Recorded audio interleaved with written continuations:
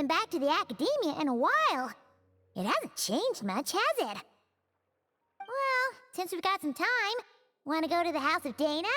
Paimon wants to do some reading! Ha! So you noticed! Well, you're too late. The Paimon you know and love is no more.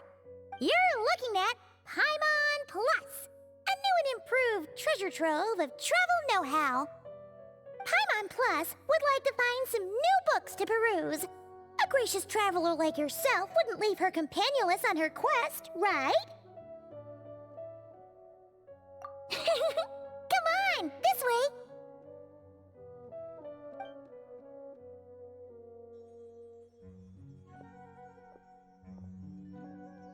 Oh hey! It's Collei and Cyrus! Wonder what's going on. Let's go see! Well... You know what they say? Learning is a lifelong quest. Which means there's always another chance to read a book. But you never know when the next chance to reunite with an old friend will come along.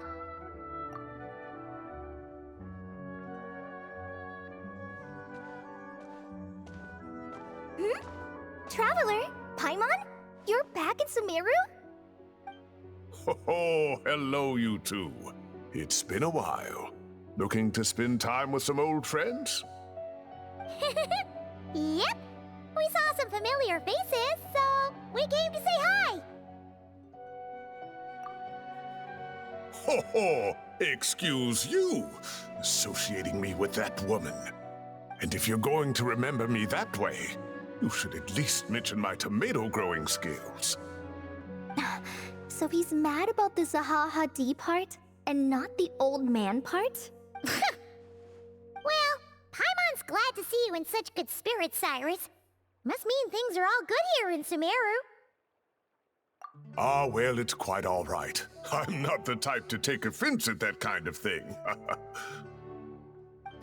You definitely are. Anyway, what were you and Collei chatting about just now? Ah, that. Well, it was quite a spontaneous meeting. I was leaving the sage's office when I spotted Collei in conversation with a Mahamata, and it looked serious. I thought something bad might have happened, so I hurried over as soon as the conversation ended. But as it turns out, our Collei is moving up in the world. The academia even hired her as a consultant. Wow! That's incredible! Oh, it's nothing, really. Look at that, so humble. Takes after me, she does. Not at all. Not at all. No, wait. I didn't mean that to sound like I don't think you're humble, Mr. Cyrus, because of course you are. I just,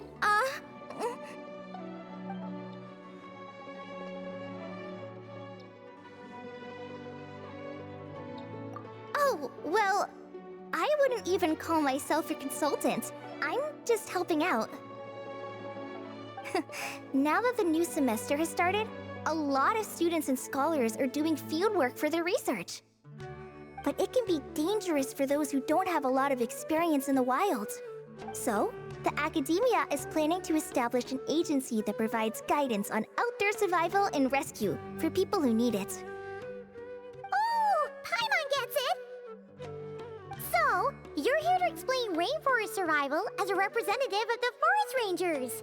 Yeah, pretty much. Of course, when it comes to tips on deciphering mechanisms or defeating monsters, that's for people who are far more senior than me to handle. And speaking of which, since we're short on manpower, the person in charge at the academia said we're still accepting newcomers. If you're interested, you're welcome to join and share your insights.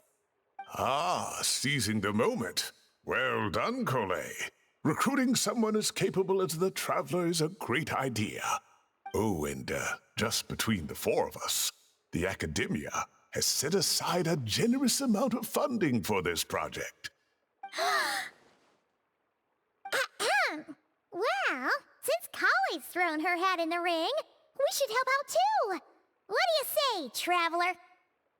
Great! We're all supposed to meet up in Aru Village later, so I guess we'll regroup there. I was kinda worried, since Master Tighnari isn't around to help this time, but now I feel much better! Yeah! Even if you don't trust the Academia's eye for talent, you can trust ours for sure! And mine, of course. I have as good an eye for people as I do for tomatoes. Well, there you have it! Thanks, everyone. Oh, speaking of Tighnari, how are things with him and the others? Good, thanks. All the forest rangers are doing great. Oh, but Master Tighnari did mention that Cyno and Sethos were heading to Gandharvaville. I'm not sure if it's for work or something else. Huh, knowing them, could just be to play some cards. I'm not sure. Apparently Sethos is bringing someone else with him too. But with my academia commitment, I didn't have time to ask for more details. Huh, well now Paimon's curious. Should we go check things out, Traveler? That's true, and I'm sure they've missed you. Now that is how it should be between friends. Getting together to play cards or enjoy a meal. Yet here I am, stuck with Nephis, who only ever calls to talk about research. Well, I won't delay your reunion any longer. Until next time. Goodbye, Mr. Cyrus. Take care.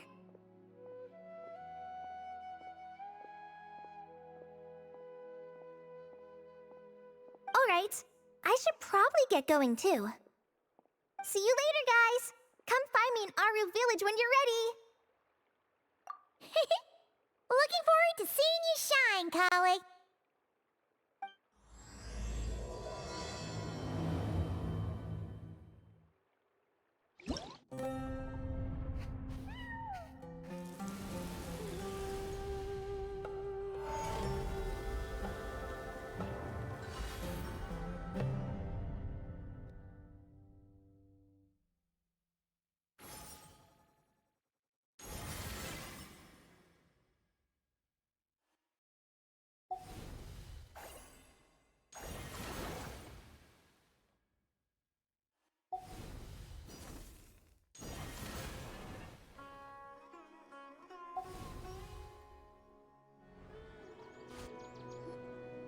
Tighnari's place.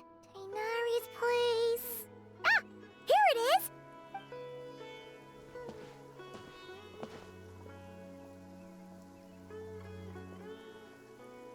Cyno! Sethos! Looks like the whole gang's here. Oh, and Layla's here too! But, oh, she doesn't look too good. Did something happen?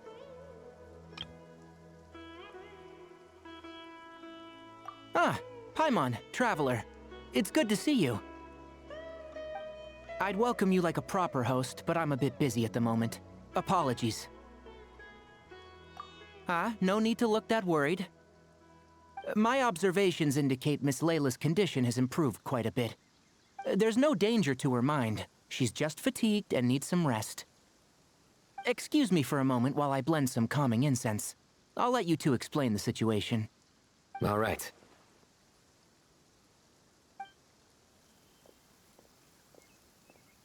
What happened was, Sethos and a few members of the Temple of Silence rescued Layla, who was out in the desert trapped in a state of delirium. She had to be rescued? Oh, that sounds bad. That's all you're gonna say about it, Cyno? I mean, we don't want people jumping to conclusions. That's all I can say about it. The person involved is unable to explain what happened to her, so we're limited in what we know.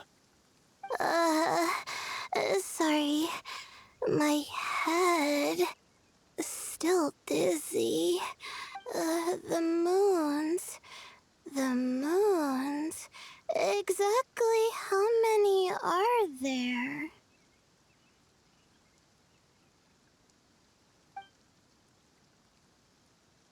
She's been repeating that phrase over and over again, but she can't seem to remember what happened to her. We tried a few things back at the Temple of Silence, but we couldn't recover her memories. Her symptoms are kind of similar to researchers in the Satyavada life state. So we brought her to Tainari to see if our veteran forest watcher had any other ideas. Tainari is pretty much our last option, so let's hope he can help. Well, the good news is, even if restoring her memory is a no-go, we can help with the headache at least. Jer was in a similar state when we found him, delirious and mumbling to himself, but he's more or less back to normal now. Sorry, I should give you some context first, huh? We should let Miss Layla get some rest. Come with me, you two, and I'll introduce you to the other victim of this incident. Good idea. I'll wait for Tainari here and keep an eye on our patient. All right then, this way.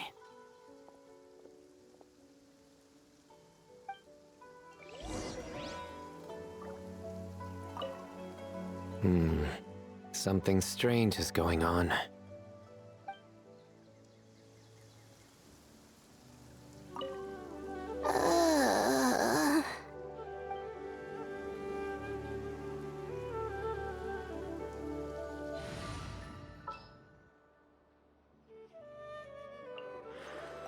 Time to broaden the horizons again. As the other I'll have to tell Master about this when I get back.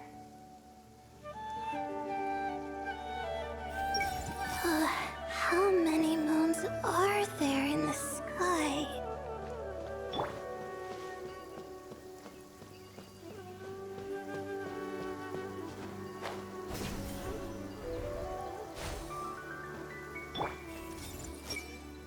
Who did the Ajalenok not offend?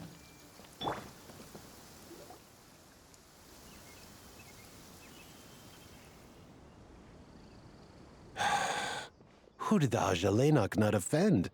I just don't get it. Hey, Jer.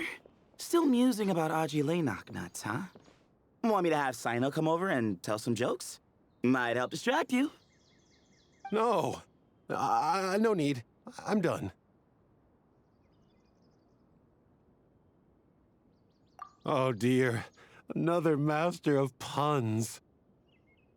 One of Sino's card buddies, actually. I think I might just take that as my cue to head back to the desert. Hold on. So, what's the deal with the Agilanok nuts? Other than the bad Sino jokes. We'll get to that. But first, introductions are in order. This is Jer, a member of the Temple of Silence. And you remember the Traveler, right, Jer?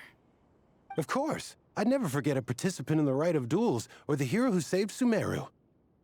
Awesome. Could you go over what happened to you one more time, Jer? Our valiant hero is gonna help us get to the bottom of this.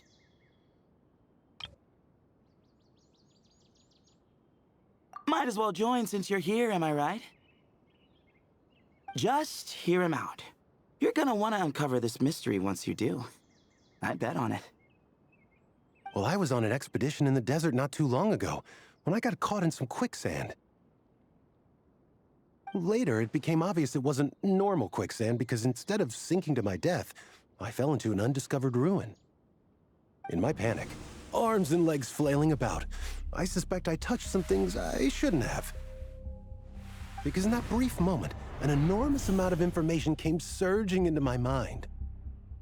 I would hesitate to even call it knowledge, because my brain had no capacity to process the information. To use an analogy, it would be like trying to stuff thousands of Agilanok nuts into a small water skin without it bursting. Sorry again with the Agilanok nuts, I know. It's fine. We're getting to that part of the story anyway. True. Well, just as I was on the verge of madness, a single phrase broke through the storm of thoughts in my head. It was a man's voice saying, "Don't eat Agilanok nuts." What? I know it's hard to believe, but that's what happened. I was saved by the phrase, "Don't eat Agilanok nuts." I'm not sure. I'm not even certain it was a man's voice. It's hard to remember now that I've been repeating it so much myself. Anyway, the good news is I no longer feel like my head is going to explode. Of course, the bad news is That phrase has been stuck in my head for the past few days. Wow. But doesn't it have the opposite effect? Like, the more you say don't eat it, the more you want to eat it? Yes, that's exactly right. Whoever the voice belongs to, I don't know what his deal is with those nuts. Well, the world's a big place. There's bound to be people who don't like sweet stuff. I suppose. Strangely enough, I'm starting to think the voice belonged not to a man, but a cat. A cat? How? That's the question, isn't it? What would a cat be doing in an abandoned ruin like that? Just as my mind was reaching its breaking point, I could have sworn I heard the sound of a cat guiding me to exit. But when I came to, all I saw was endless desert, and Sethos shaking me in a desperate attempt to wake me up. I'll admit, it was pretty terrifying seeing you like that. Staring off into space and mumbling about Unyielding nuts. You sure don't sound terrified. Sorry. It's not that I don't care. It's just kind of hard for rambling about Unyielding nuts to sound menacing. Now, what Layla was saying, on the other hand, that is much creepier. Exactly. The unknown is what breeds fear. Unyielding nuts are familiar. But the moon suspended above us at night? That's about as foreign as it gets. Well, we don't know that for sure. There could be a whole other world inside an Unyielding nut, with a moon of its own. Huh. I guess. Unyielding nuts are not to be underestimated. Right, yeah, of course. Won't catch me disparaging the mighty Unyielding nut. No, sir. Huh. So, a similar thing happened to Layla then? Yeah, I think so. I was in a hurry to rescue Jur, so I put a marker on the incident site so we could go back and investigate. When his condition stabilized, we doubled back around to check and... Exactly. Multiple victims with the same symptoms at the same location. It wasn't hard to conclude that something is seriously wrong with that place. So, after we got Layla out of there, I had the Temple of Silence put up a warning sign at the scene and send patrols to watch the area. Speaking of, Sino, Tighnari, and I are going to head back there and investigate once Layla is stable. So, as per usual, you're here just in time. That's for sure. But there's another reason I want Sino and Tighnari involved in this. Because the story doesn't end there. Right, Jer? Oh, yes. Where was I? The Unyielding nuts butted in and I... Right. Yes, the cat. As I followed the cat noises, the voice said something else. So, there are those from Tula who still endure. I thought that was strange, of course, because, well, was the voice referring to me? Records of my ancestry are rather sparse, so I'm not sure if my bloodline even traces back to that place. That's right. The Temple of Silence's place of origin. And the home of Tighnari's people. Plus, Hermanubis, who Sino and I both share a connection to, was one of the city's founders. As the temple's current leader, if something strange happens in the desert, it's my job to get to the bottom of it. But it turns out, a lot of people have a horse in this race, and I'm not leaving any of them out. See? Knew you'd join. But yeah, that's all we know about Jur's situation. Tighnari should be done on his end. Let's head back and check on Miss Layla.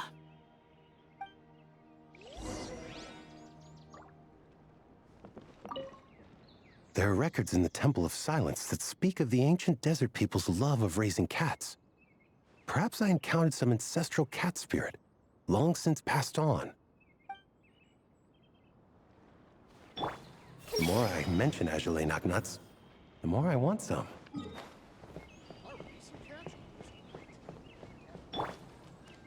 Hey! I've never seen these symptoms before.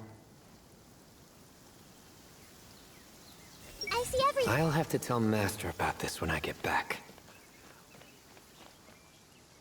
Surely that little girl must be leaving soon. How are you feeling? But don't speak if it's too taxing. It's fine. I'm much better now, thanks. I feel like I haven't slept in 2 days, so pretty much back to normal. Whoa. That's your normal?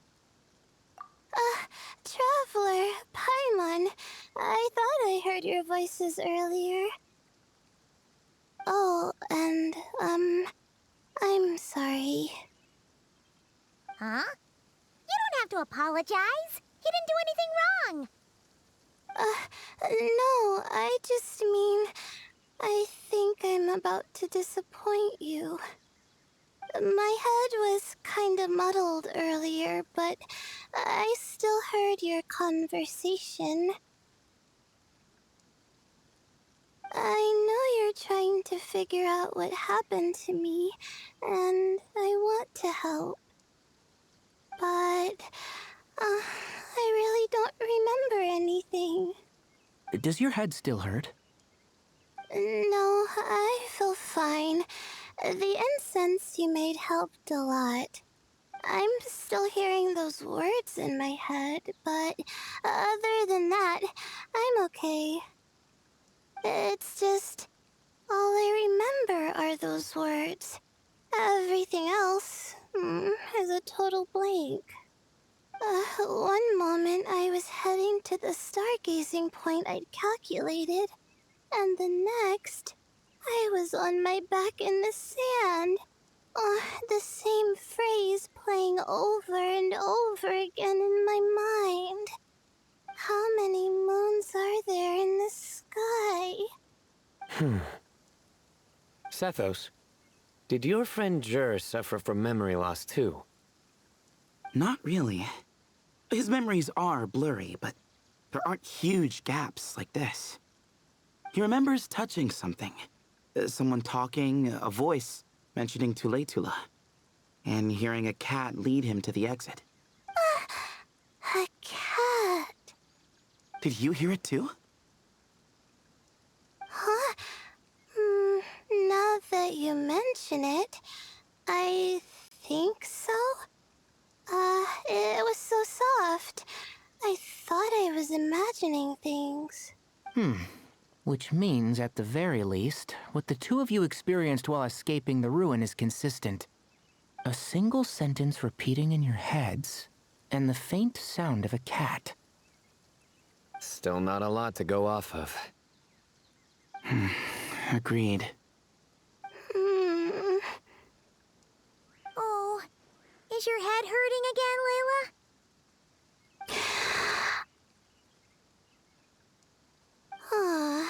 No, I was just thinking. Maybe my memories are blank because I was sleepwalking at the time.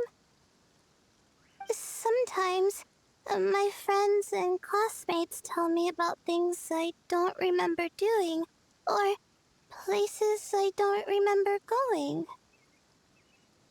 I don't talk about it a lot because, well, I don't even know how it happened. But I don't want my personal circumstances clouding your judgment. So I, just wanted to mention that. Ah, I see. Well, thank you for telling us. But I don't think we need to dwell on that for now. We're gonna check out the site of the incident for ourselves, so that should help us come to our own conclusions.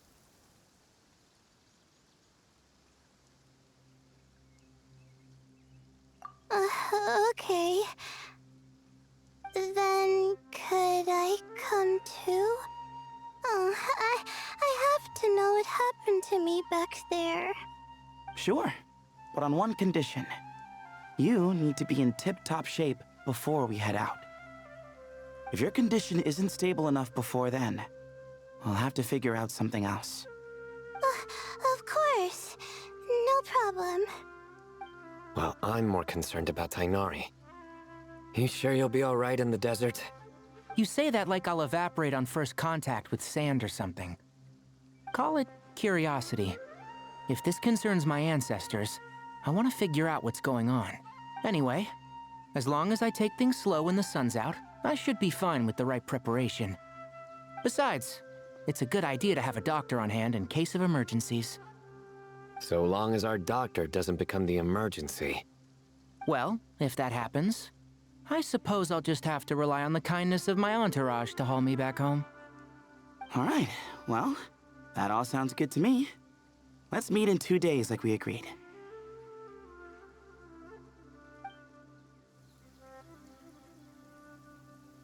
Jer and I are gonna head back to the Temple of Silence to do some research in the meantime.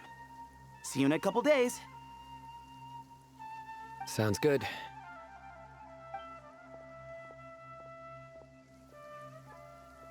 What about you, Layla? If you feel like you need more rest, I can arrange a room for you to stay in. No need. I've asked enough of you as it is. Besides, I feel a lot better. I should make it back to my dorm, no problem. You sure? Don't push it too hard, or you might end up sleepwalking along the way. Don't worry, I'll be fine. I have other things I need to do anyway. Like letting my advisor and classmates know that I'm fine, adjusting my stargazing schedule, things like that. If I don't get it all done, I doubt I'll be able to sit still, let alone stay here and get some rest. I'm not so sure that's...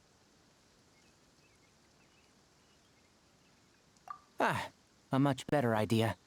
Thank you, Traveler. Of course, if anything starts to feel off, come back for a checkup right away.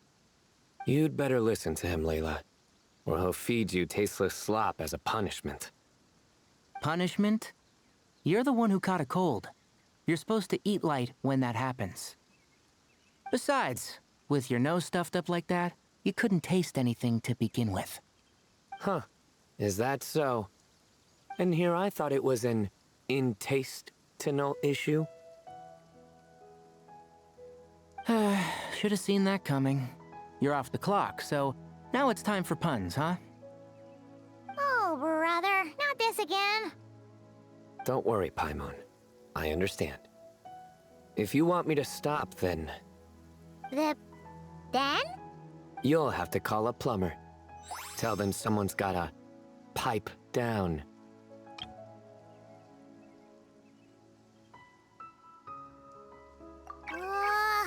This is getting more insufferable by the second. Put a sock in it already, please.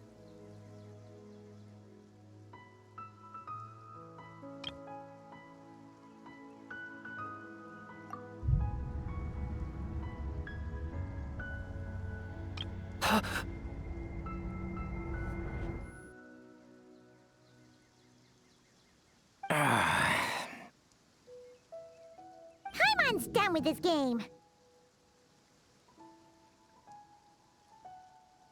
You win, okay? Let's just get out of here. Please. All right, you stay safe. I'll try to stay sane.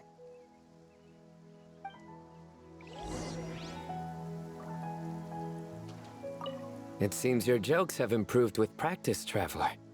Happy about that? Absolutely. Finally, someone to share the load. You know what?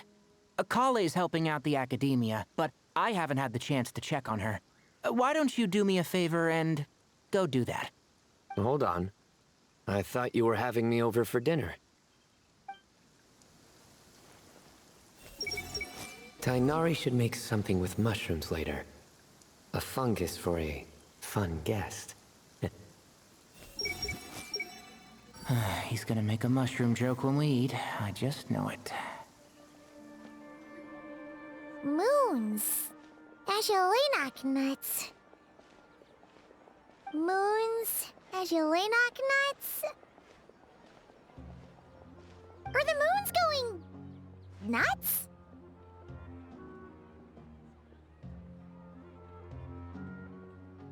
Oh no! Looks like Paimon's caught the brain bug too! She can't stop thinking about those two things! Paimon's gotta clear her head. But how? Aha! Got it! The cafe over there!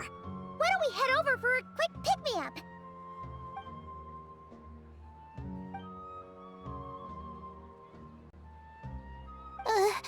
Sorry.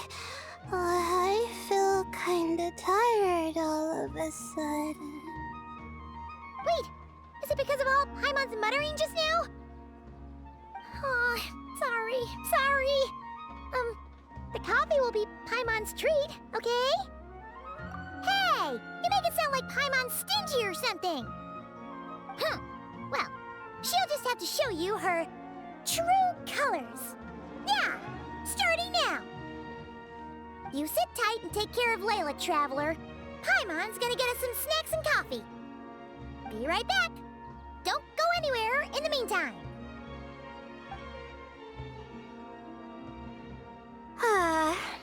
She's pushing herself again as always.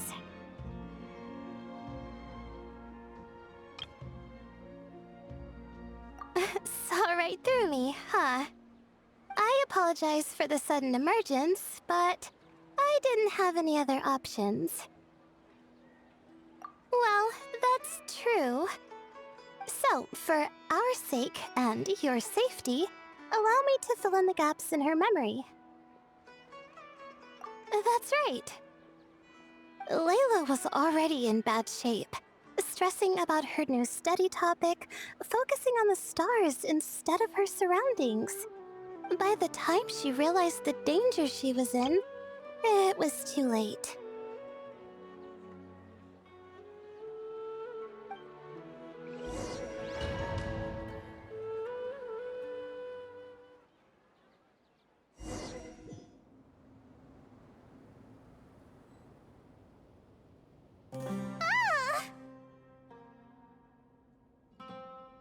Quicksand near the ideal viewing spot?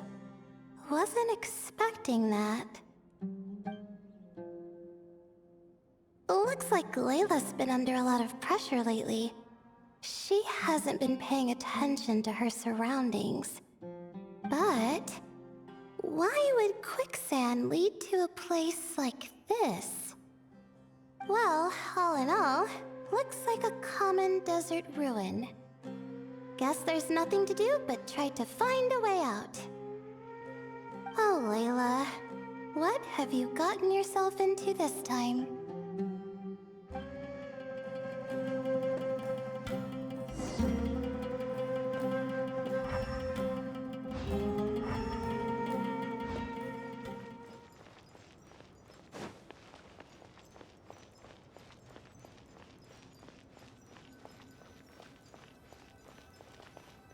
I think this door can be opened using the device next to it.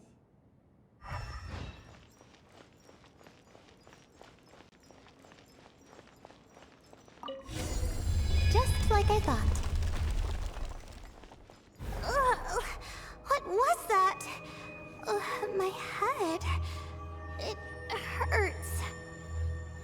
Is Layla waking up?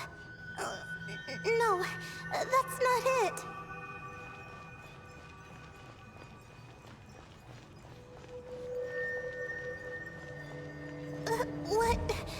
What's going on? It's too much. I don't understand.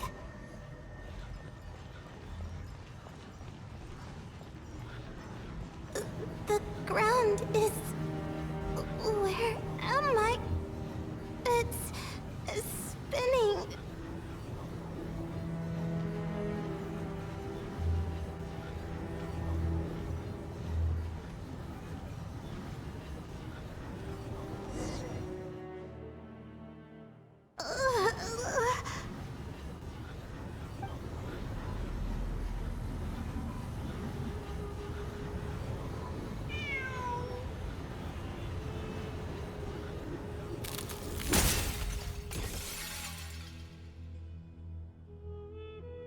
many moons are there in the sky?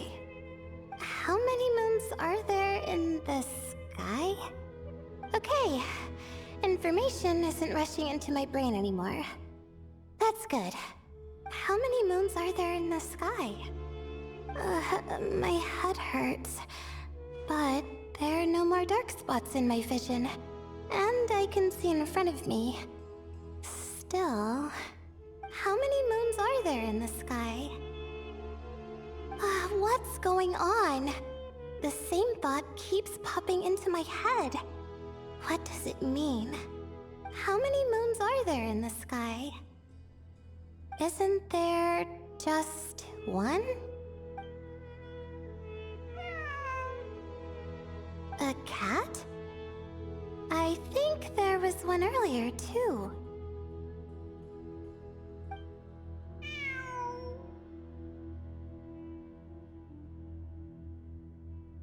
I'm not hearing things. It really is a cat. But what is it doing here? How many moons are there? No! Stop it!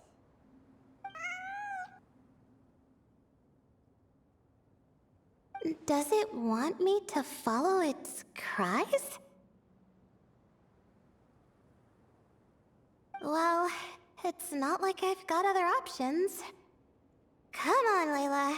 You can do this.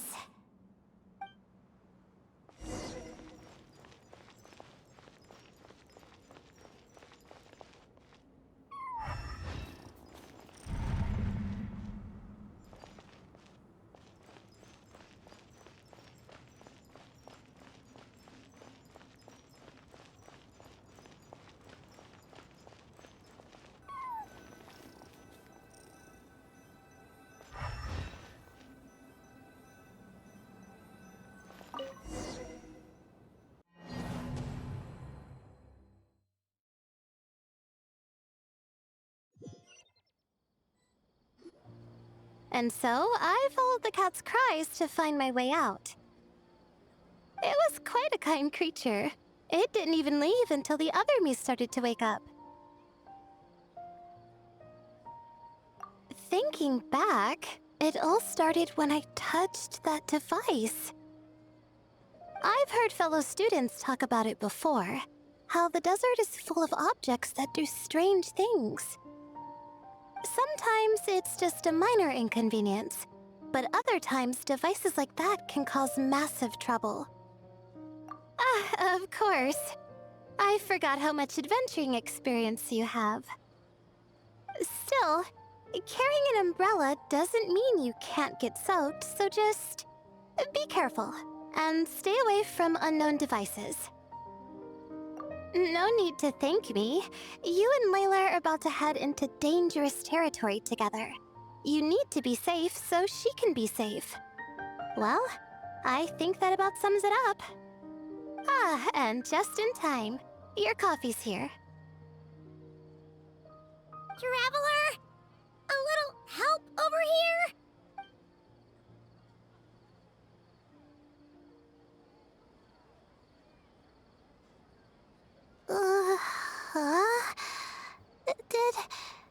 Did I fall asleep?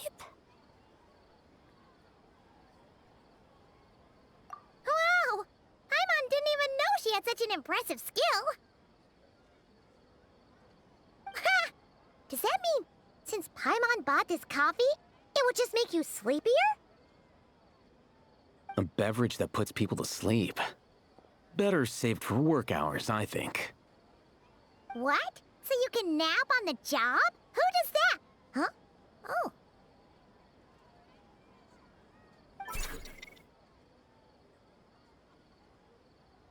Beep boop. Oops. Oh, hey them! Kaveh! Nice to see you! Oh, and you too, Marak!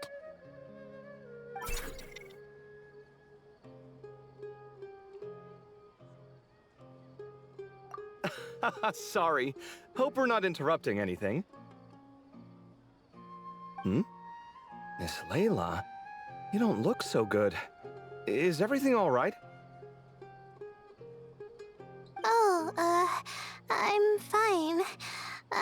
sleeping just now, so I'm still a bit... Ah, I see. And we woke you, didn't we? I'm sorry. We shouldn't have been so loud. No, you didn't. I didn't mean it like that. Sorry.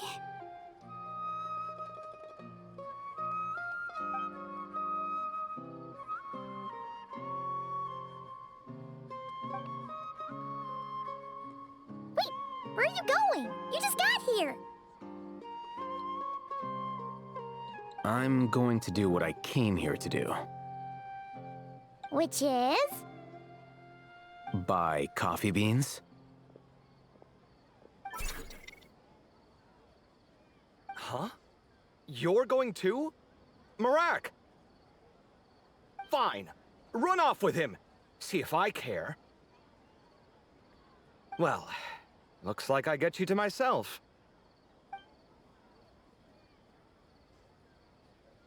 It's been a while, hasn't it? How have you been? So, a busy life of adventuring for you, and a busy life of academics for Miss Layla, is that right? Oh, is something wrong? Ah, the desert's not always the friendliest place, that's for sure. And from the look on your faces, I'm guessing this problem's not resolved?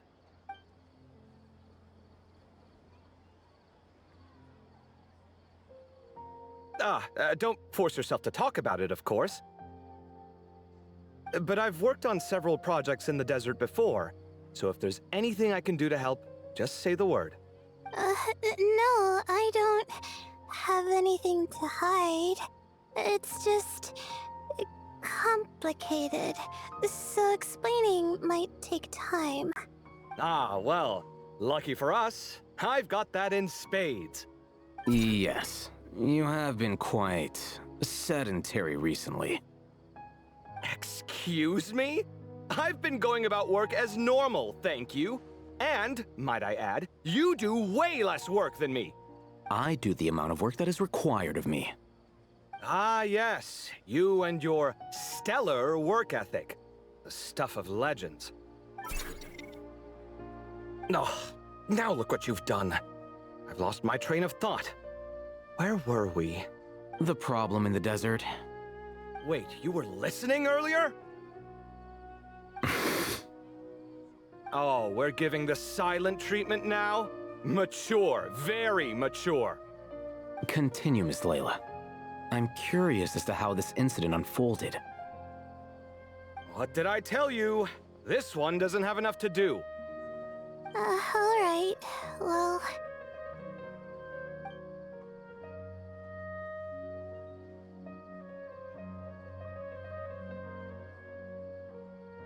Could you still use some extra hands on this investigation team of yours? Huh? You want to join, Mr. Collei? That's right. I think my experience studying desert mausoleums could be of some use here. Al-Haytham's expertise in ancient languages could be helpful too. Besides, I consider you all to be my friends, and friends are supposed to help each other out. Wait, I'm involved in this now? Oh, please, I know you. Half the battle was over the minute you said you were curious. We couldn't stop you from joining if we tried. Well, you've got me there. Besides...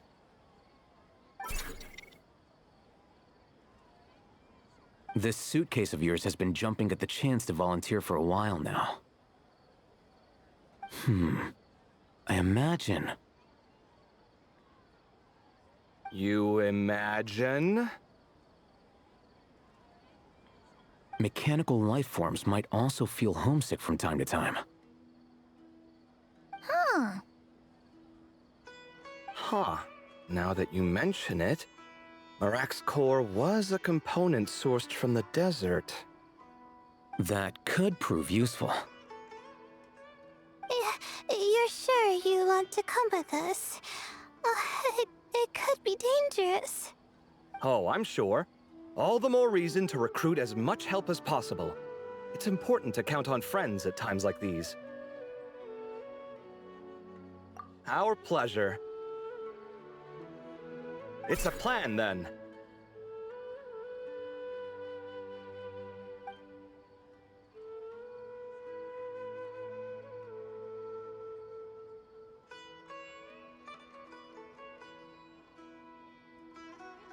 All right, we'll head back to our place to get ready. This one hasn't been on a trip in a while. Chances are, he doesn't even remember how to pack a suitcase. I'm not worried. It'll get done. Somehow.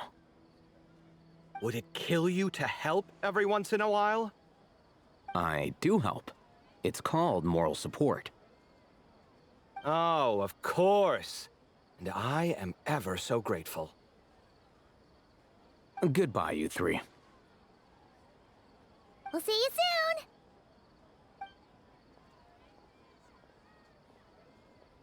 Oh, and Kaveh, your coffee beans! You were too busy glaring at all Headlong, you almost forgot them!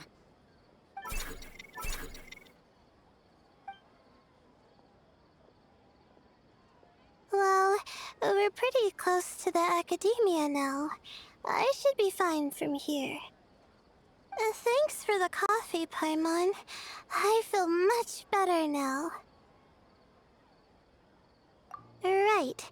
I'll follow the doctor's orders. Or try to, at least. With the blessing of the stars, I hope we all get a good night's sleep.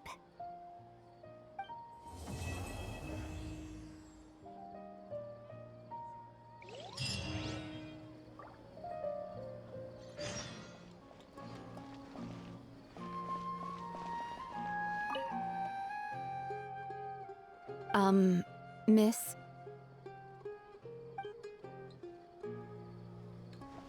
These are the only things that still need recording.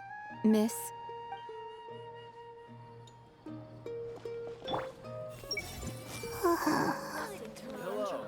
Do you need help with anything? Everyone? The person here for a checkup is asleep. What should I do? Wake her up? Ooh, let's get some of this. It looks fresh. Sure. All right, some of this to go, please. You got it. Taking it home with you? For two, right? For two... Oh, no. It's not. We don't... Just one serving each. Separate. Not together. All right. Coming right up. Ugh, that was close. Light on the sauce for mine, please. No problem. Any preference for you, sir? Oh, extra on mine. You got it. I see everything! That was close. Almost got caught there.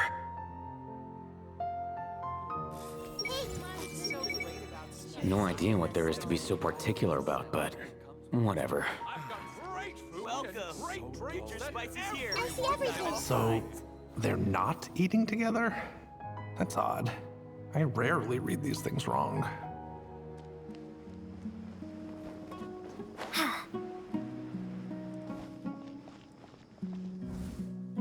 Traveler! Paimon, over here! Welcome to the home base of the Fieldwise Center! As you can see, the core projects are already up and running, so we can get to work at any time. Huh. This feels like one of those places light novels talk about. You know, the adventuring hubs where rookies gather to take quests and stuff. Oh, and almost like a school festival at the same time, with everyone getting together to learn and then forming teams to hone their skills. It's so exciting! Well, this place isn't quite as decked out as a school festival, but Master Tainari said the academia plans to be generous with the resources. Anyway, before students and researchers head out on dangerous field missions, they can come here for advice and emergency training. We even have professionals on staff that can join their teams to serve as guides or safety personnel. Yeah, you can think of it like a forward operating base. equal parts theoretical training and field practice. We'll familiarize new recruits with potential challenges in the wild and take them through drills, so there's no reason to panic during the real thing.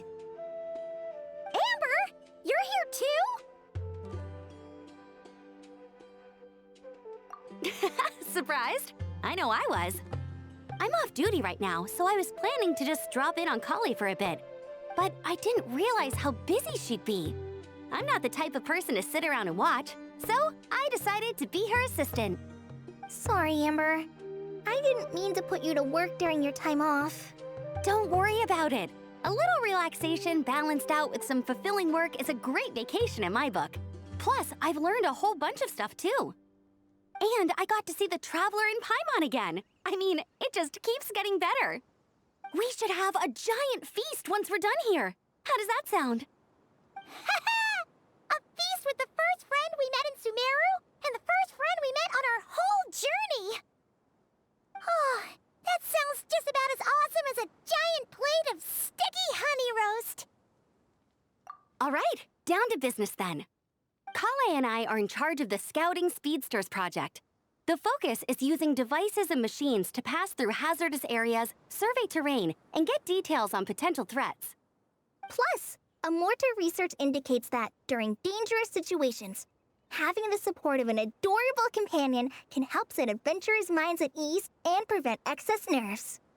So, we took inspiration from Cullen Anba and Baron Bunny to create 2 scouting devices that are both adorable and useful. Cullen Anbot and Bar Drone Bunny. So far, feedback has been pretty positive. Once we've collected enough data, the academia will continue to refine the scouting buddies and release even more designs. A bunch of Kulanambas and Baron Bunnies running around the wilderness? What is that gonna look like? Plus, with you to guide our 2 little scouts, we'll be able to obtain some great data. Once you have a more complete understanding of the Fieldwise Center, you should come test them out. Now come with me. I'll introduce you to the other consultants.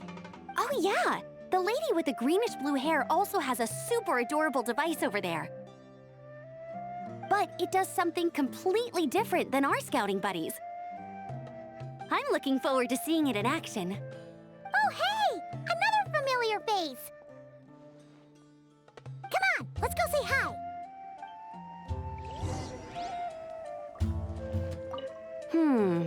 I should adjust the legs so Bar Drone Bunny can run even faster. Everyone hold... Gotta keep it up. Let's do this.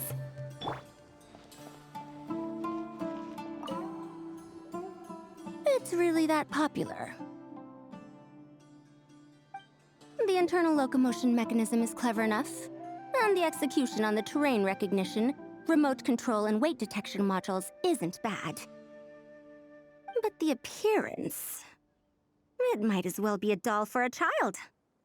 No, this won't do. Madam Farzan, great news! The Traveler in Paimon agreed to join! The Fieldwise Center just leveled up big time, huh? Hello, Madam Farzan! We're here to help! Well, look who the cat dragged in. Excellent job, Collei. Snagging 2 top experts with undeniable adventuring expertise. Now the League won't be able to say a word, no matter what kind of feedback I give.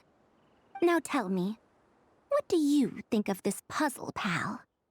Whoa! It looks just like you! It's a collaboration between my juniors in the Haravatat Darshan, the Puzzlers League, and the Synopsium on Ruin Mechanisms. Clearly, the technological aspect is quite advanced. But the appearance... it couldn't be more childish.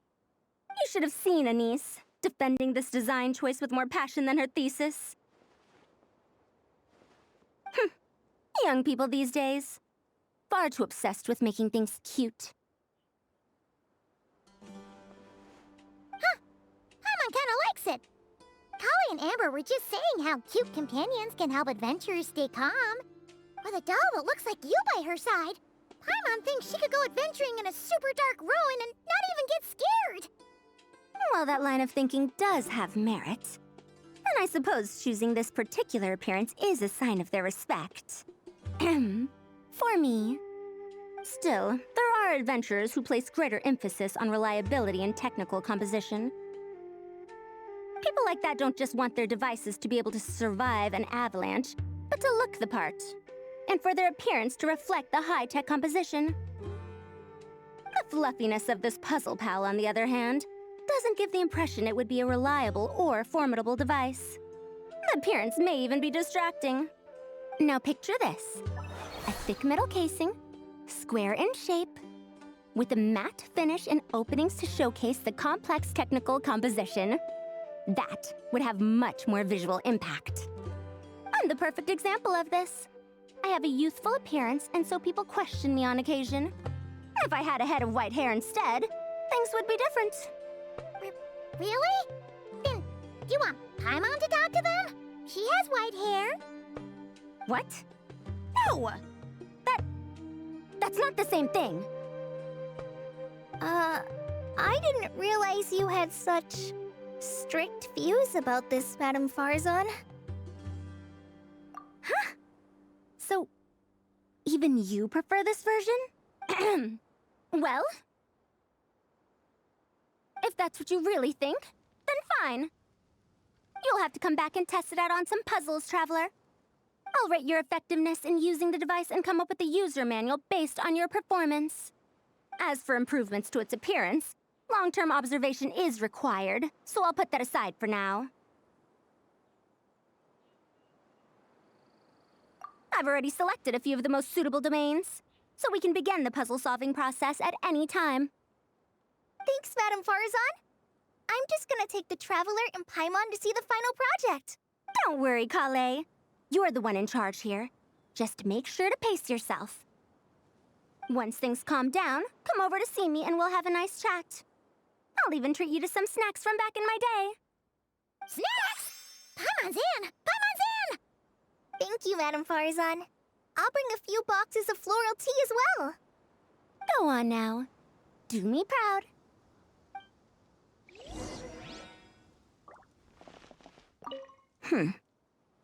Perhaps we shouldn't change it after all. Let's take a closer look at how this mechanism moves.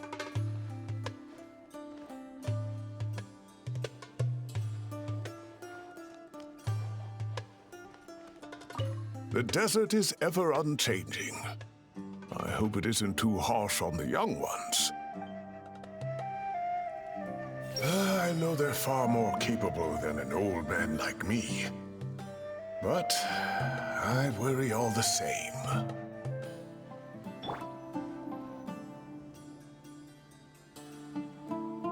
This last one is a long-term project we're calling the Security Division.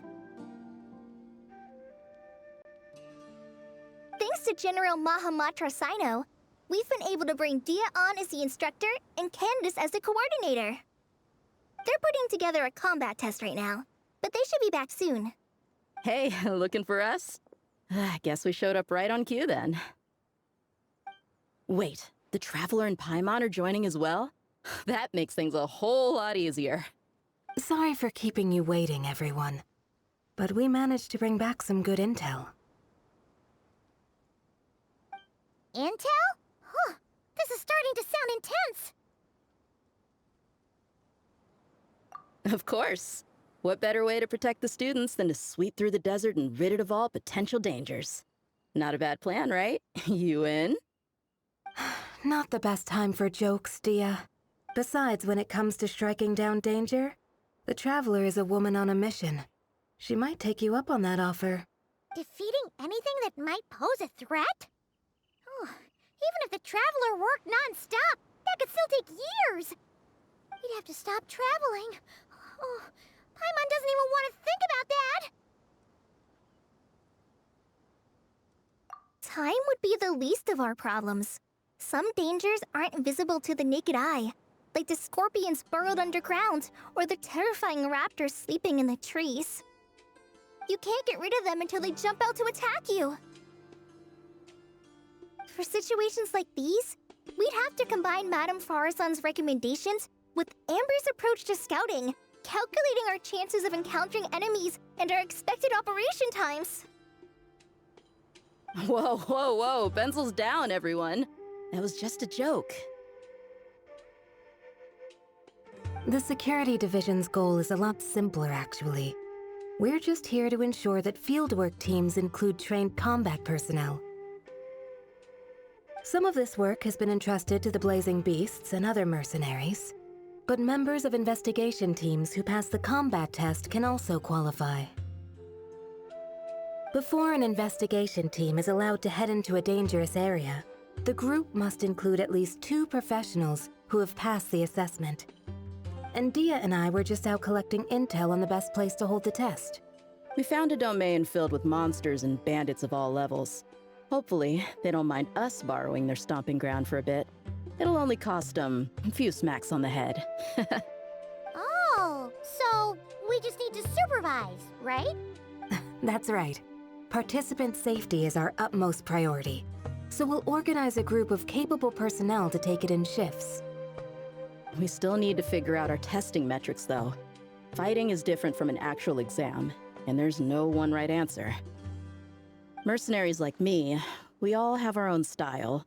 That's not a problem in actual combat, but when it comes to teaching, we tend to stick too much to what we're used to. So, we need someone to give us a baseline. Someone who has the experience, but also takes a more flexible approach in combat. Yeah! Based on what you just described, the Traveler seems like the perfect person for the job. Great. Working with you is always a pleasure, Traveler. Smooth as butter on a steak. Don't forget about compensation for the Traveler in Paimon, Dia. You agreed without doing the math first. Ah, it's fine. We'll just split the funds Collei wrangled for us, 20-80. 10 for me, 10 for you, 80 for the 2 of them. Wait, we're getting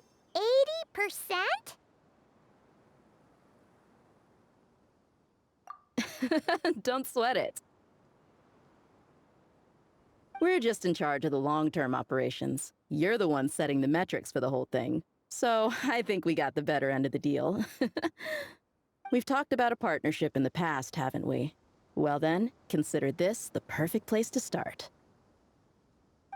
Then I'll draw up a detailed overview of the compensation so it's clear for everyone. That'd be great. And don't worry, Miss Candace. About that piece of land you're leasing to the academia, the one used for grain storage, I managed to get them to agree to a 30% increase in their rent payments. Oh, thank you. Those funds will go to fixing up some of the village facilities, which should make for a more comfortable experience when investigation teams stop there in the future. All right, we should finish up our arrangements for the combat test. Stop by our station when you're ready, Traveler. See you soon. Oh, you sure are the beating heart of this operation, Collei. He brought the whole gang together. Oh, no. I'm just doing what I can. I still have so much to learn, so much work to coordinate. But for now, let's just give it our all. You bet! We'll make the Fieldwise Center the best it can be!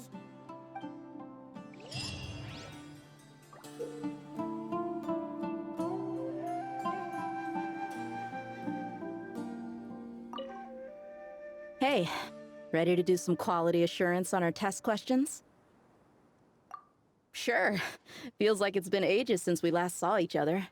If we'd known you were coming, we would have prepared a whole welcome feast. All new recipes and everything. It's a funny story, actually.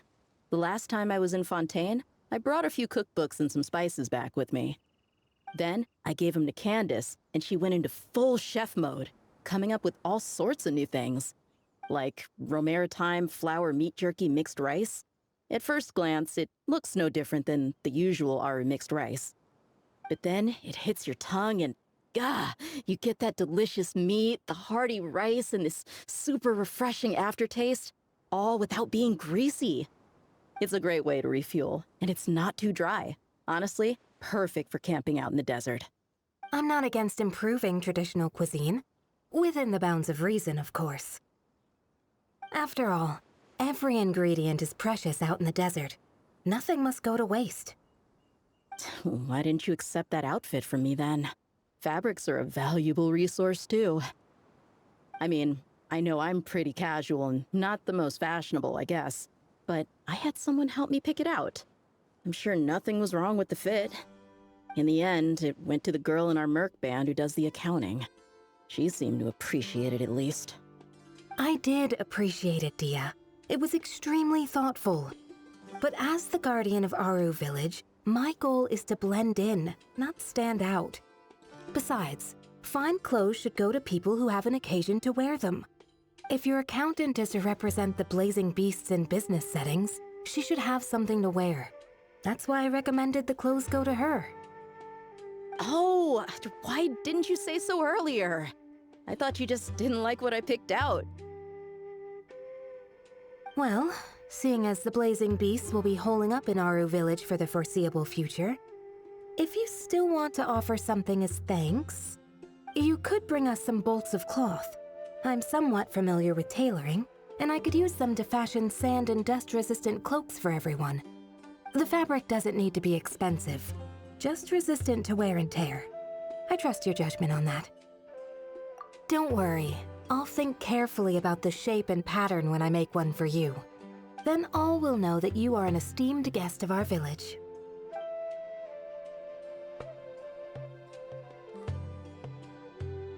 Oh man, I'm getting kind of excited.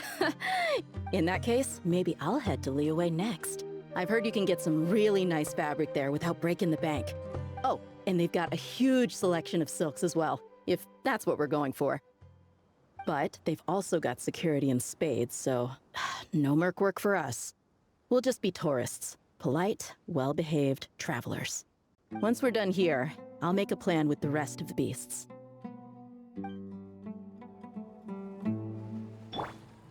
Everyone hold hands! I should invite Candace out for a couple of drinks once this is all over. Is she gonna agree, though? That's the question. I bet Dia is going to ask me to get drinks after this. I'll just propose we drink tea with dried or powdered fruit instead.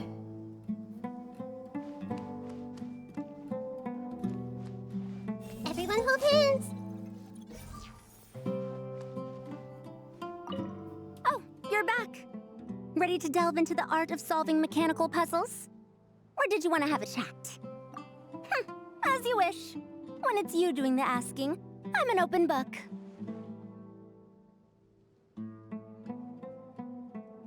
Refined, naturally. Not that I have anything against cuteness. A plush little thing with big eyes and a round face. I could see the appeal as much as anyone. But at my age, clinging to such objects like a child is somewhat undignified. Now, some of the newer stuff on the market is just exquisite. Made with the finest material, sculpted in elegant lines with features that glitter like gemstones. The element of cuteness is there, but it also doubles as a piece of art. Wait a second. I thought your questions were going to be academic in nature. What is the meaning of this?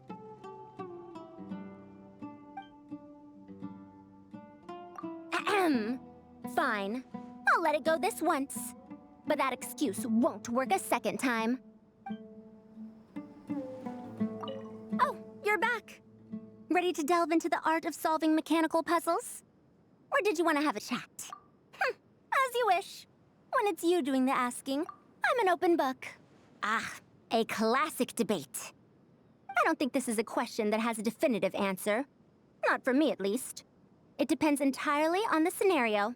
Simply put, if the task requires repetitive mechanical work that dilutes the value of human mental labor, then automated devices are superior. But where identification, analysis, and decision-making are critical, manual control is always safer.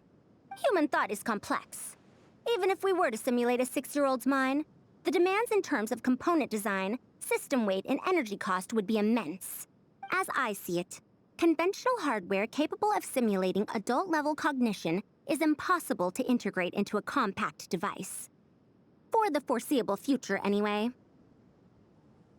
Well, I've told you before, if you find these topics interesting, you should come to my classes. Cyrus's student, Lisa Mincy, is known as a once-in-a-generation genius. But with your smarts, I bet you could give her a run for her Mora.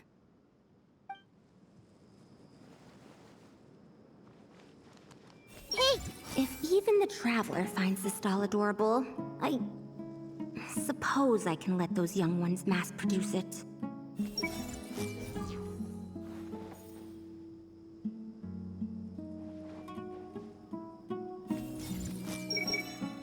That's it, Collei. Show 'em what you've got.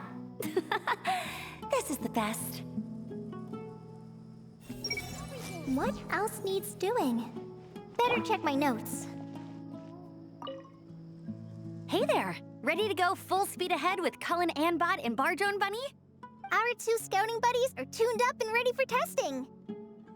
Don't worry, I'm using this station as a temporary office for the Fieldwise Center as a whole. But it hasn't been too bad. Just a lot of data processing for our scout bots and some paperwork. Oh, and we also give suggestions on how to modify the internal mechanisms. When an investigation team comes along, we register them and check if emergency training is needed. Then we take care of the departure procedures, allocate the required personnel and equipment, and then we monitor the situation with their camp provisions and touch base with the logistics staff. I don't mind. It's just temporary. The center hasn't been open for too long, so we're still working out the kinks. Yeah. Plus, verifying travel qualifications and keeping an eye on logistics is nothing new for me. And the academia is sending specialists to set up a formal administrative team soon. We just have to show them the ropes. Some of them are here already. So once that's set up, and the researchers submit their certifications, we can start delegating the work. And then we can take a well-deserved break. I asked Lisa and Kaya for some recommendations before leaving, so I have a list. Time's been a bit tight this trip, but Collei took me around Sumeru City, and we had tons of amazing food. She's one busy gal, though, so I didn't want to drag her from place to place. It made more sense to spend time here helping her out. I'm sorry, Amber. For what? I'm having a blast. Seeing you take the reins, seeing your friends place their trust in you, even rely on you, it makes me so happy. Traveling, relaxing, I can do that whenever. It's not like this is my last time here. Besides, once we're done, there will still be more than enough time for sightseeing. That makes me even more determined. You don't need to worry about me, Amber. I've got this.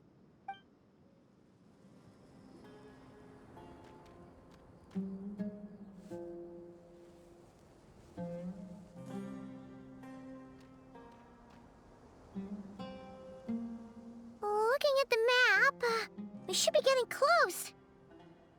Speaking of which, the closer we get, the more Paimon's heart feels like it's beating out of her chest. Excitement. Yeah, sure, that's it. Oh look, it's Tighnari and the others. Everyone's here bright and early.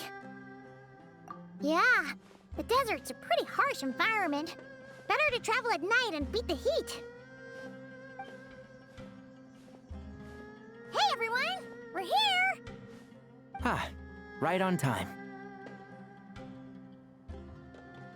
You don't need to worry about me. It's not too hot yet, and I'm properly hydrated. All right, we're just waiting on the 2 people Miss Layla mentioned, and then we'll be set. He's staying behind. If we don't make it back after a certain time, he'll be in charge of rescue operations. You can count on me. Nice! You thought of everything! Oh, and Cyrus said he'll be in Aru Village, so he's also available if we need help. Haha! Amazing! Having people to watch our back is making Paimon a lot less nervous. Yeah, I did. After hearing about what happened, my advisor gave me some time off to rest. So, my studies are on hold for now. Then, does your advisor know you're back in the desert to investigate? Yes, but I was only allowed to come after I mentioned that General Mahamatra would be there too. Haha! Quite the reputation you've got there, Sino. Something wrong? You haven't said a word this whole time. Are you in a bad mood or something? No, Being skilled with words also means being a good listener. I'm just reflecting on what you're saying. Oh, Hatham! Kaveh! Ha! Over here! Darn it. I was just setting up a brilliant... Yeah. I'm sure you'll find another chance. The important thing is, our scribe and our renowned architect are here at last. High praise. But wait, why am I renowned and not him? He's just as famous as Sino, Dia, or Nilu. That just means your level of fame is even greater. How could a lowly scribe hold a candle to you? Lowly scribe? Please. All those strings you pulled to get those new books from the House of Dana? What do you call that? Borrowing. Anyone with an employee ID can do it. Uh-huh, yeah. The House of Dana bends over backwards for just anyone, does it? Send a report to Lesser Lord Kusanali then. Let her know someone at the Academia is abusing their position. Hey! I never said abusing! Impressive verbal sparring, as always. Oh, hello to you too, Marak. Well, looks like your assistant is raring to go, Kaveh.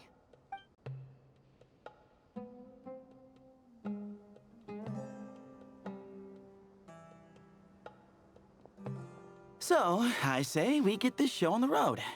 No sense delaying the inevitable. No need. We're in this together, remember? Jur, this is the entrance, yeah? Yes. Perfect. Then, if we're all set, let's get moving.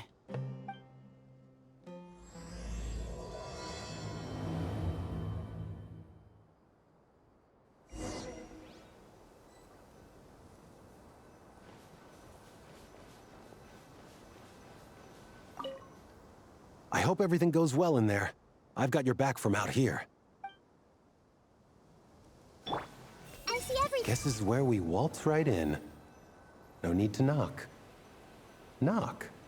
As you lay knock. Guess this is where we waltz right in. No need to knock. Knock. As you lay knock.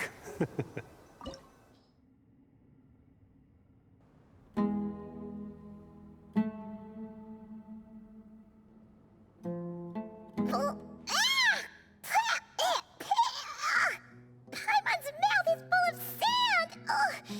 So that's what falling into quicksand feels like? If this was quicksand, we would have struggled to breathe. No. I think this was regular sand, and we didn't sink into it. We fell through it. Into this place. Agreed. In other words, sounds like a you problem, Paimon. Ha ha, very funny. No, wait, Paimon's the only one. Ha! See? What? I'm the only one with sand in my shoes? Yeah, right.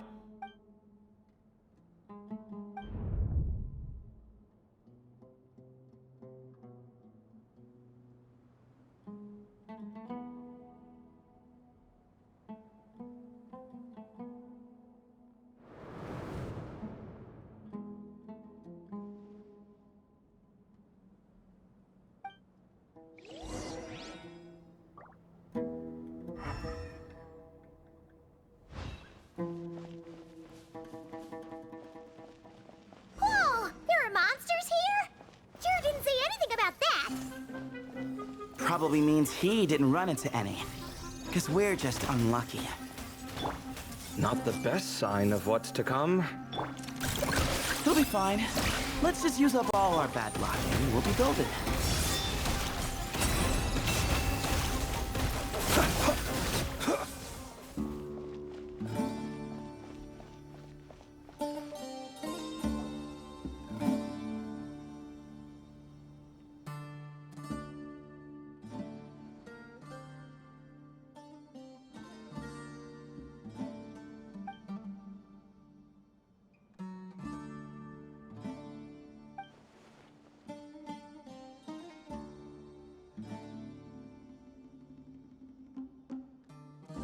Well, that goes without saying. Fair point. There's just one problem, though. The only way forward is through that door. Ooh! Is it time to hunt for a key? Paimon loves this part. Don't worry. With our adventuring experience, we'll find it no problem. Let's get searching.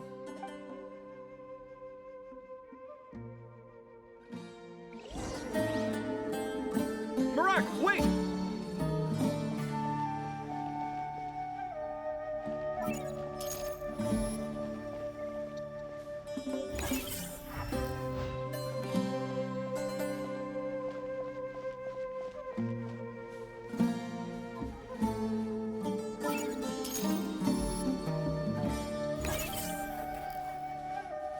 Marak seems interested in these jars.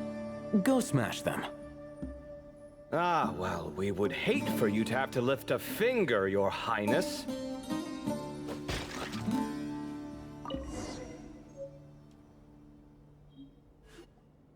Marak, this isn't really your old home, is it? No idea what that means, but Marak does sound pretty happy. So, mechanical life forms do have the capacity to miss home. A novel discovery. Well, with Marak leading the way, we should be safe, right?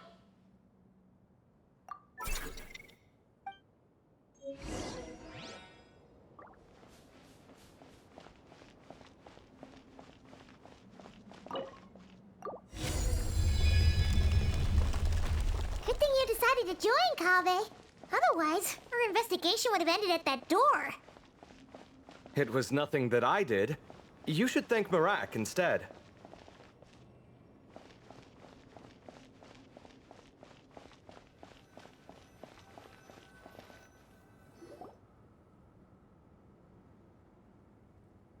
Hold on. At this rate, Paimon's gonna lose her title as best guide to a mechanical suitcase.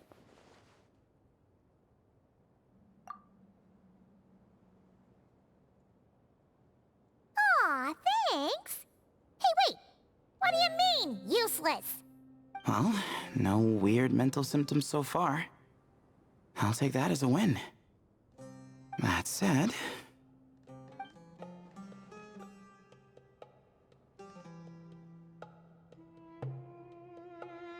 There are 3 doors here.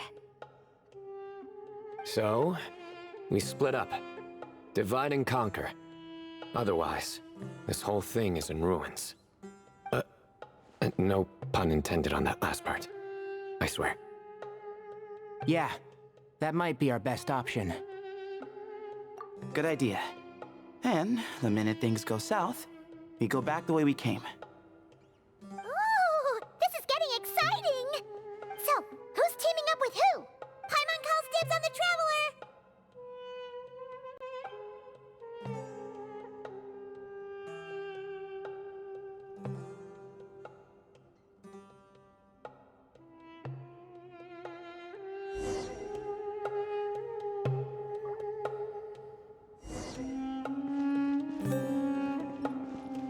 Well, this takes me back.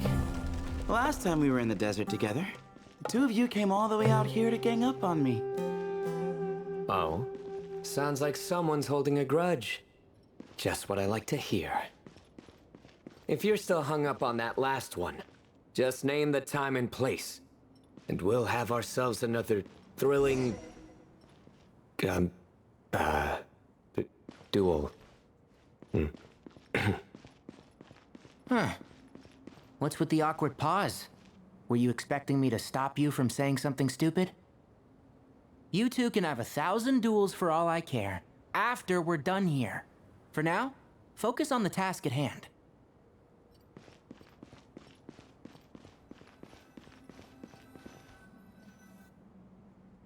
This chamber is huge. I can't even imagine what it's used for. Oh. What's wrong? I seem to have stepped on some kind of stone slab. Huh. There's a pattern on this, but it's hard to make out with all the dust. Huh? Look! The shape seems to match the markings on the ground over there. Let's slot it in and see.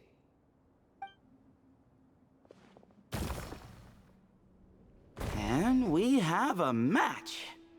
Looks like we need to find the other 3 broken slabs. Let's search the area, but be careful where you step.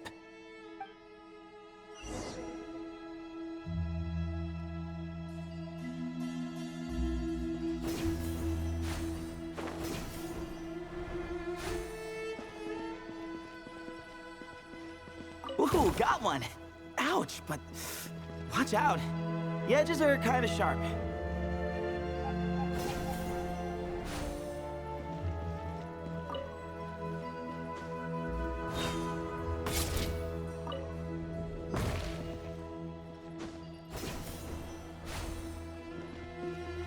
Got the 3rd piece.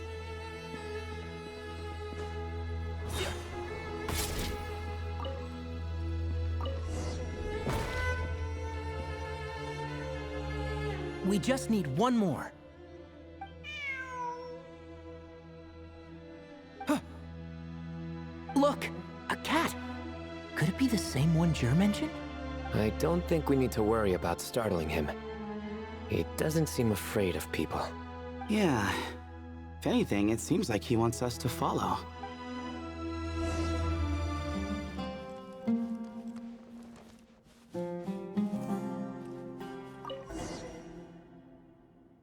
Oh, he led us to the last piece. Who's a good kitty? I never thought I'd hear you say something like that. You've clearly never heard how the professor talks to his tomatoes, then.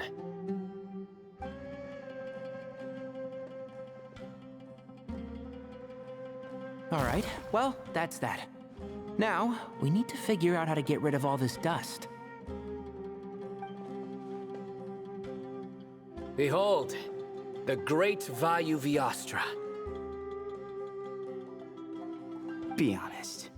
You've been waiting to say that for how long now? Just activate the mechanism.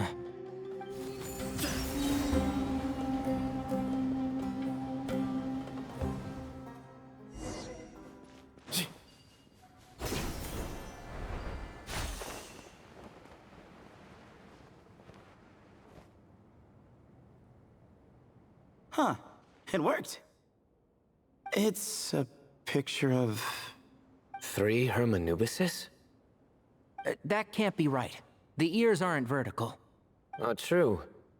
And the looks fall short. My hat is much better looking.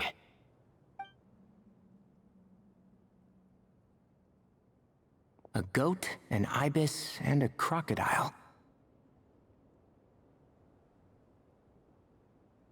Oh, wow. Our botanist knows more than just plants. Riveting observation. I was just thinking. These 3 figures look a lot like the 7 pillars of King Deshret. That's right. These are our colleagues. Our what now? You sure about that? Just kidding. But what I meant by that is, these were Hermanubis' colleagues back then. The middle one is the Goat King Hereshef, Minister of Ministers, the god Amun's most trusted chancellor. Records say he was the deputy king of the Desert Sands, chief among the 7 pillars. Someone even more impressive than Hermanubis? I wonder if that ever got his goat. Sorry, couldn't resist. Okay, that was a good one. Wait, really? I've got so much more where that came from. Where were we?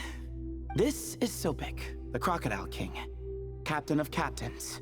As the name suggests, he was a valiant commander and had dominion over all weapons of war. And finally, this is the Ibis King Thoth, scribe of scribes. Your memory's pretty impressive. I bet you're almost as good as me at memorizing cards. A scribe? Did he manage archives then? Like Alhaitham? Wait, that's all Alhaitham does?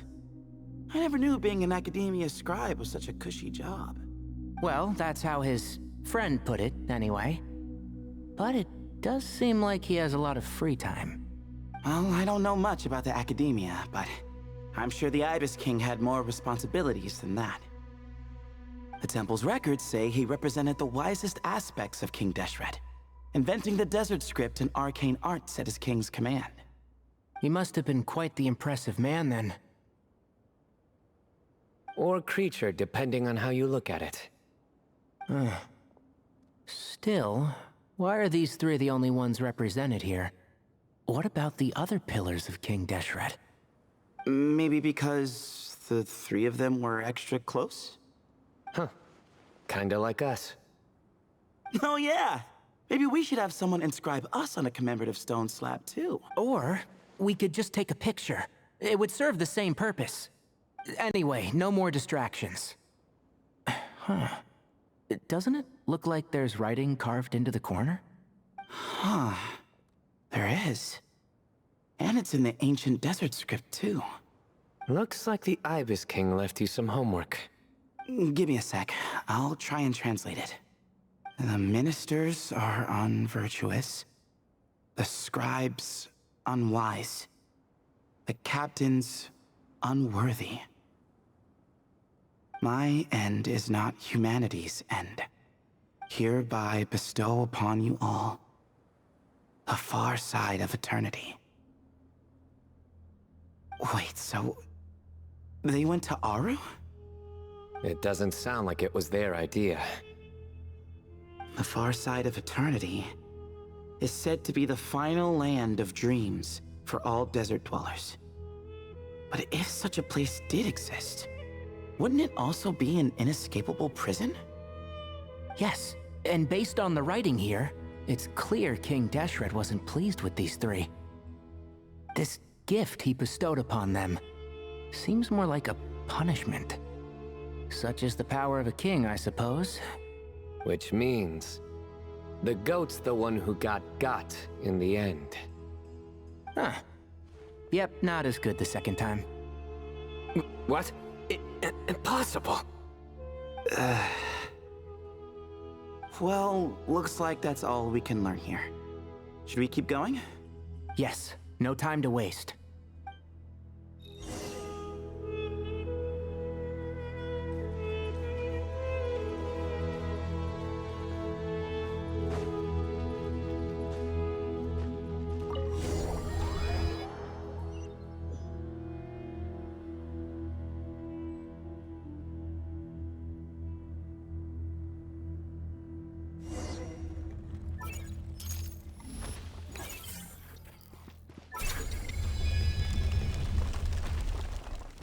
Jeez, who knew a suitcase could be so fast?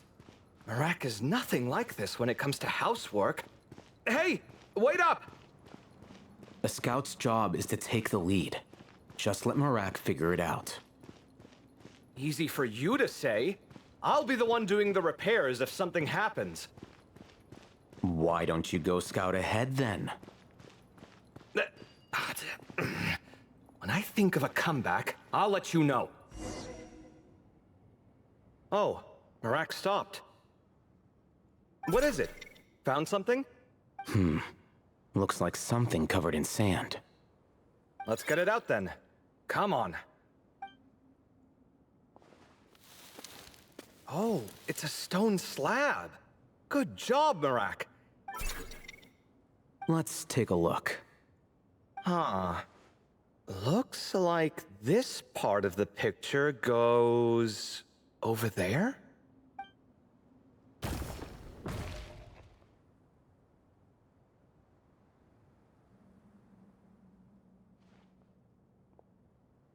In that case, there must be other pieces.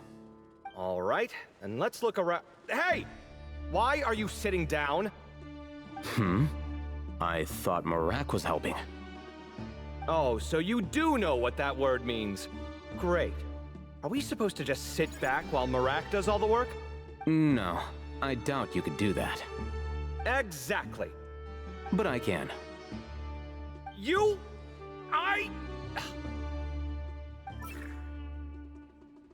See? It's all coming back to me. How insufferable it is to work with this no-good, do-nothing...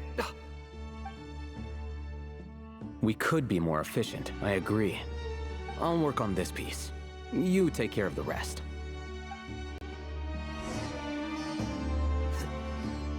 Found one!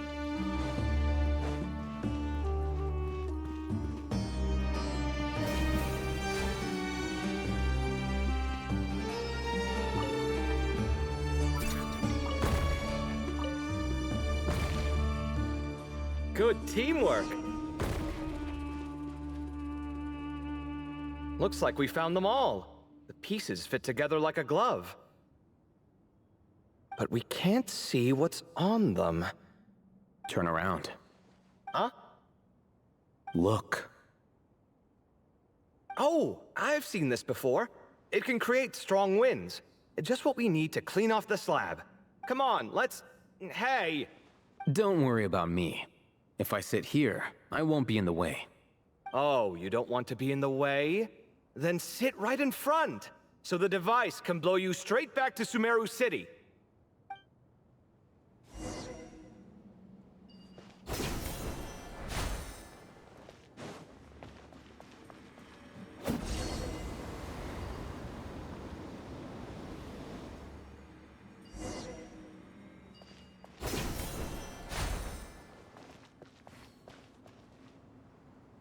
Done. Huh. That's one big cat. And there's a shattered crown. I think it's depicting some kind of story. Look, there's writing too. The Ibis King answered the young noble, granting him the wisdom he sought. But the fragile crown was shattered by lies in the end. Here I leave the name. Gudars. Gudars? I've seen that name in a history book before. He was a young noble who sought to save his realm, and a king who once united the desert. That's right. Although his methods were rather shameful. During his long reign, he betrayed his family and the nobles who supported him, only realizing the error of his ways after his enemies left him nowhere to turn. But by then, it was too late. Seems like a common occurrence across history. Different people, same mistakes. It's an inevitable pattern, destined to repeat itself. The writing mentions the Ibis King, but a cat is depicted here. Does that mean... So far, what's depicted on the slab seems true to history.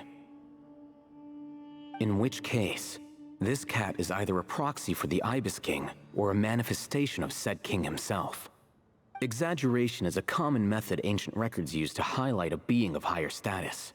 And as we know, Layla and Jur both heard the sound of a cat while escaping the ruin. You're saying the Ibis King, one of the legendary 7 pillars of King Deshret, is here, still helping those in need? I'm saying we can't rule it out.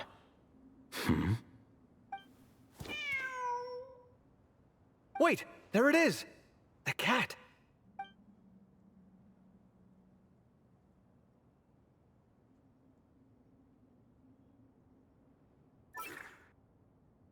Ah! Marak went after him! The cat's showing us the way forward. Come, let's follow. Okay.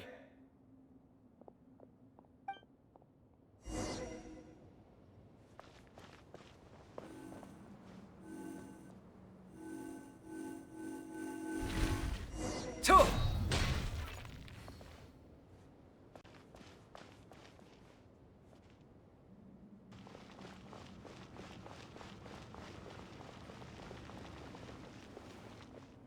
Huh. The cat's... gone. Yes, but look where he led us. Oh. Another slab. It looks similar to the last one.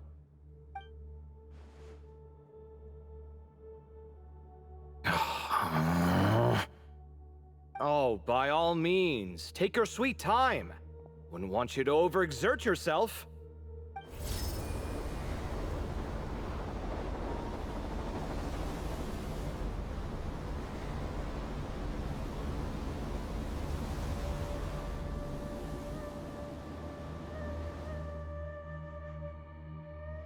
Huh. The scene depicted here seems to be a different tale. The Ibis King answered the gin-blooded dancing girl, granting her the wisdom she sought. But enemies plotted to kill her close kin. Snake venom was her self-chosen end. Here I leave the name, Makaira. The Temptress of Woe? You've heard of her? Of course. I don't just sit around doodling all day. She's mentioned in tons of papers about the desert. As I recall, she was given as a gift to the tyrant king of Gurabad, and later seized the opportunity to kill him. After getting her vengeance, she reigned as queen for many years, until her enemies attempted a coup, and she took her own life. That's more or less the version I've read as well. It seems this queen also had dealings with the Ibis King. Yeah, I'm starting to find this whole granting wisdom business a bit concerning. I mean, considering how Gudars and Makaira ended up, it might not have been a good thing. But, at the same time, if the cat guiding us is linked to the Ibis King, then he doesn't seem like a villain either. People are complicated. And the same is true of the servants of the gods, no matter their wisdom or power. Let's reserve judgment for now, and keep moving.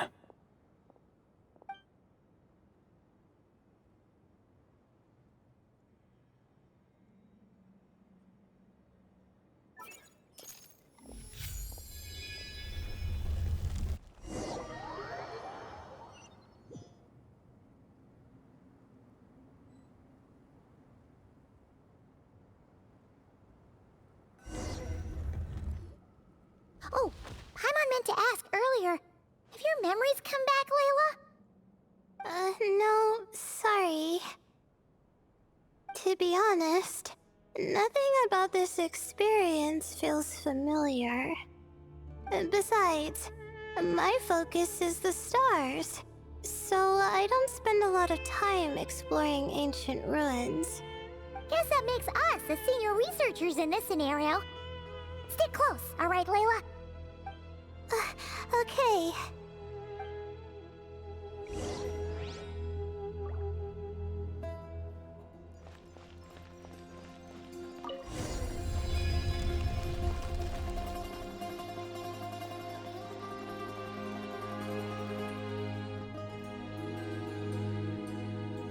Wow.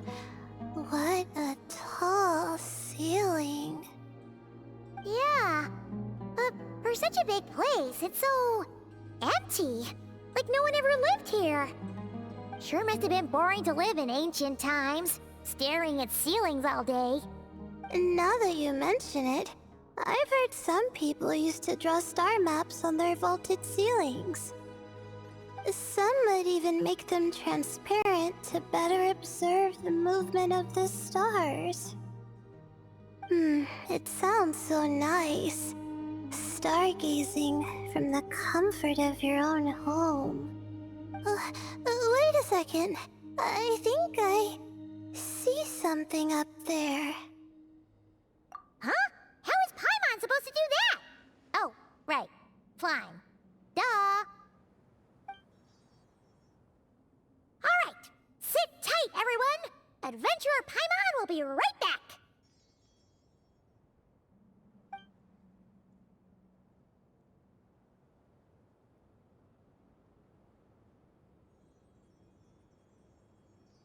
Okay. So, there's nothing super special up there. Just a couple of shelves, tables, jars, and scrolls. And a whole bunch of dust, dirt, and sand. You really want to search through all that stuff? Well, when you put it that way... Come on then, let's see what we've got. Paimon's hoping for something super valuable. Thanks. I'll stick close.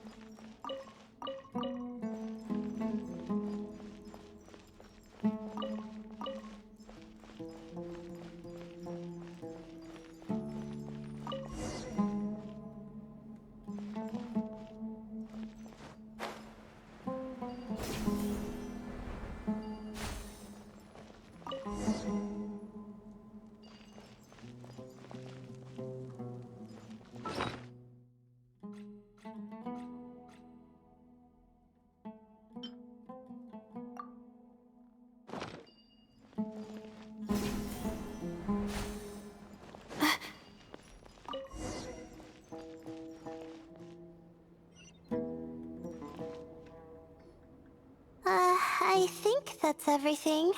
Most of the documents are in the ancient desert script, except these ones.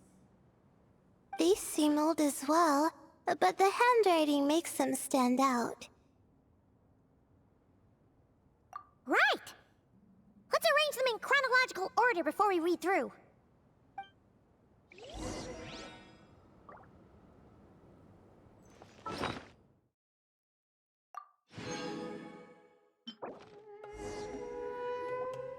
Okay, now let's take a look.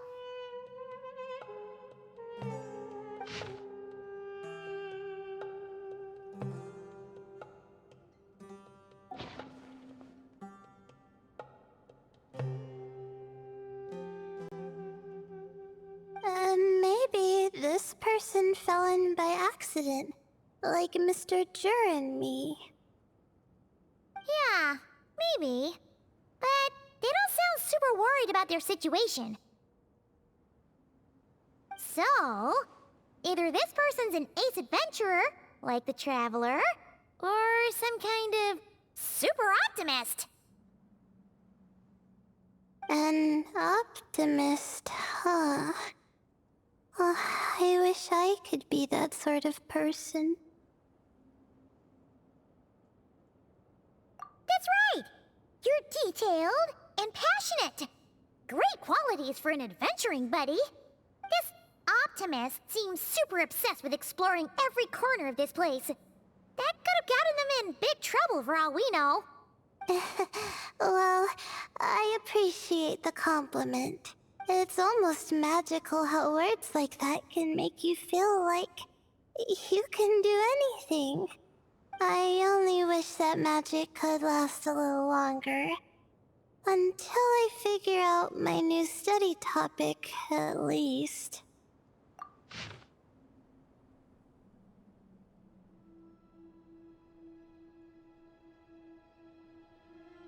Oh, looks like you were spot on, Paimon.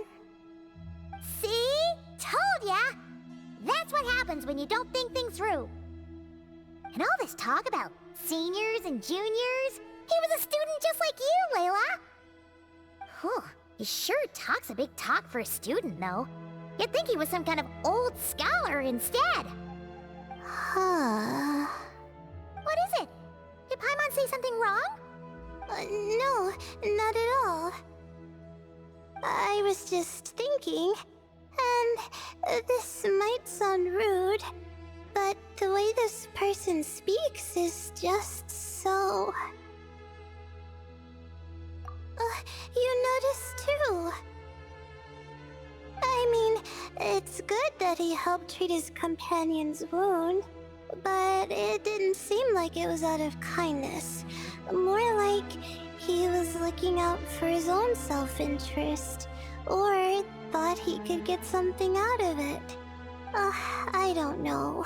Maybe I'm reading too much into it.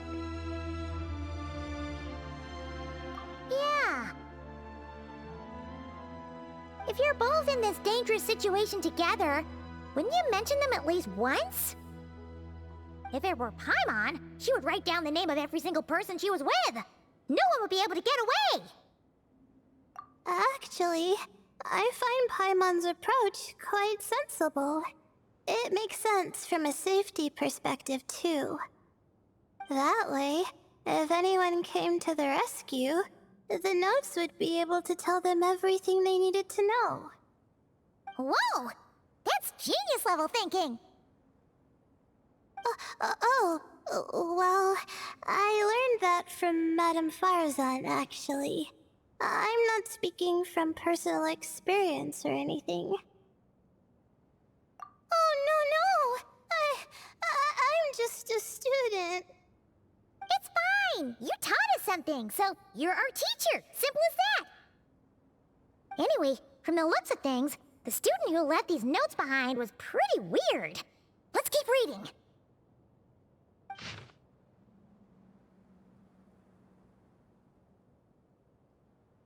Whoa! Hang on!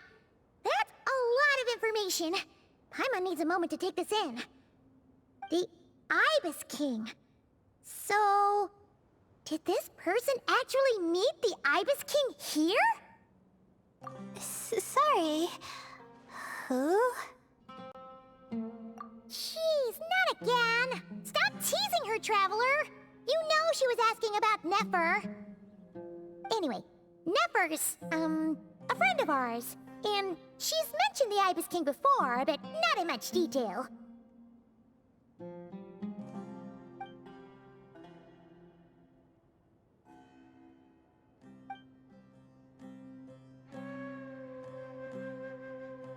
Oh, I see.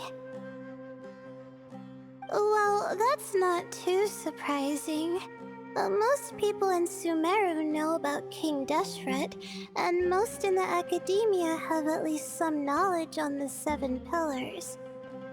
Legend has it, King Deshret ruled the desert at the head of several wise retainers, guiding their people to pursue the limits of wisdom. He also left behind treasures for future generations, which continue to be relevant in nearly every research discipline. And now, this message indicates this student and his senior were rescued by the Ibis King. But to think it's possible to meet him in a place like this... We don't know when these notes were written, but didn't the 7 pillars disappear a long time ago? Yeah, the notes made it sound like his powers were restricted. Also, the mention of this form? What is that supposed to mean? I'm not sure. Let's keep reading.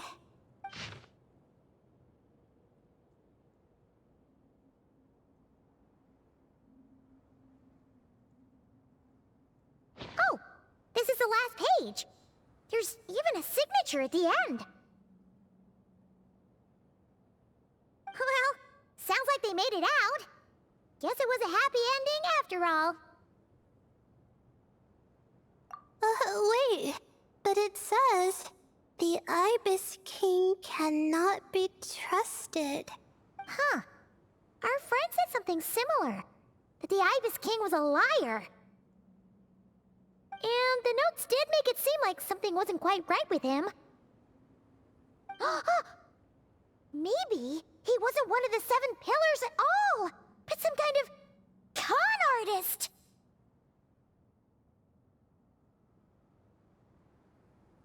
Huh? What's that supposed to mean? I think Paimon raises a good point. Let's keep our guard up just in case. Alright, I think that's all the clues around here. How about we...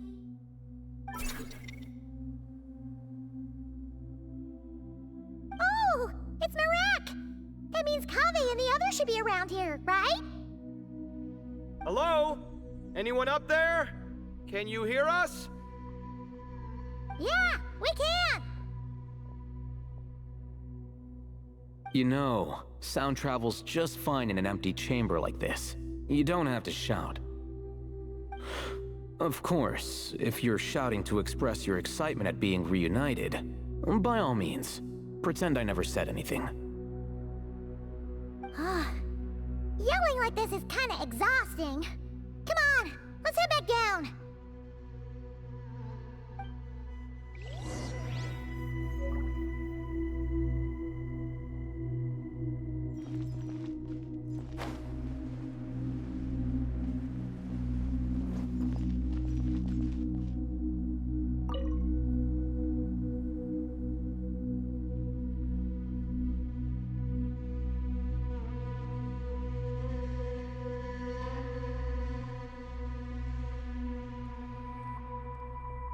Wow, we all ended up in the same place, huh?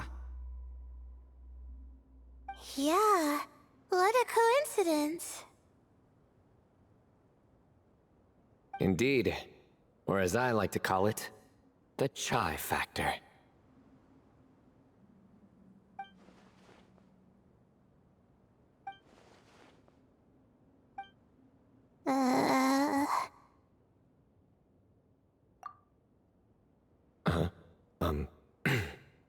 No reply? Just say it. All right. Because it's spice to sweet brew again. Oh, hey, that's a new version. Oh, wait, what? You've never heard that one?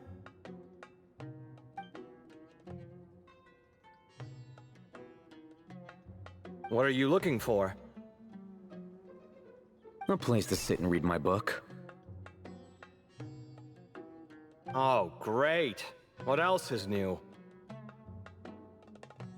Well, looks like everyone made it through unscathed. Let's take this chance to get some water, rest a bit, and discuss what we learned. Sound good? Yeah, let's debrief.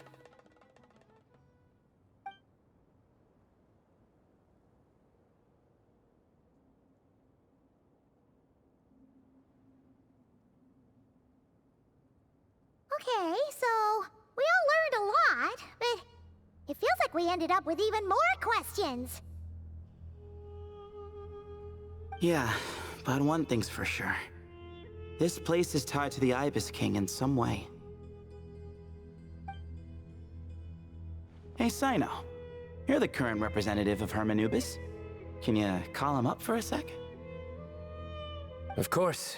Just let me sense his presence.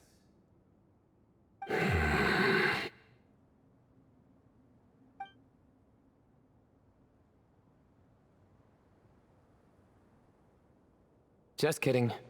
I can't sense him at all.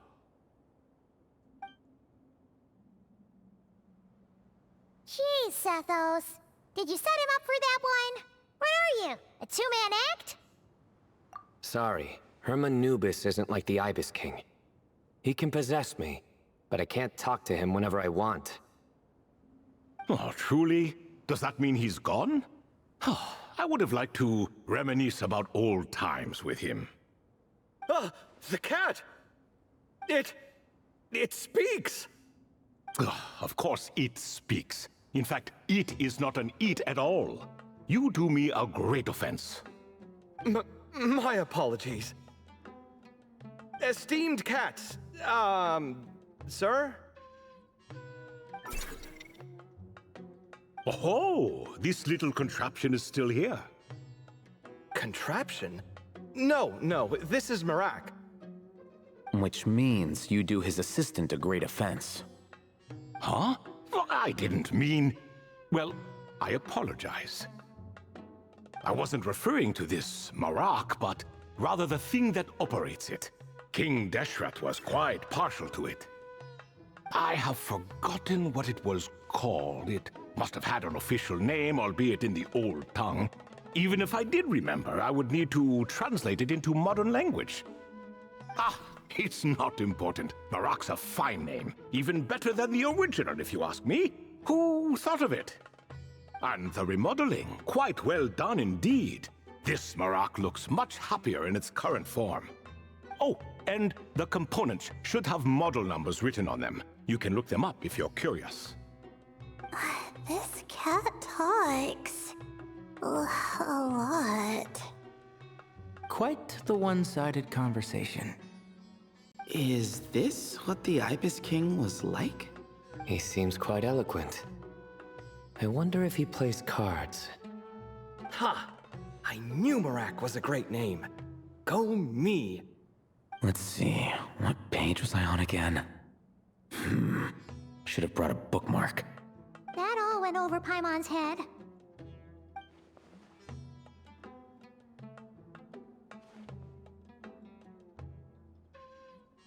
Hello indeed.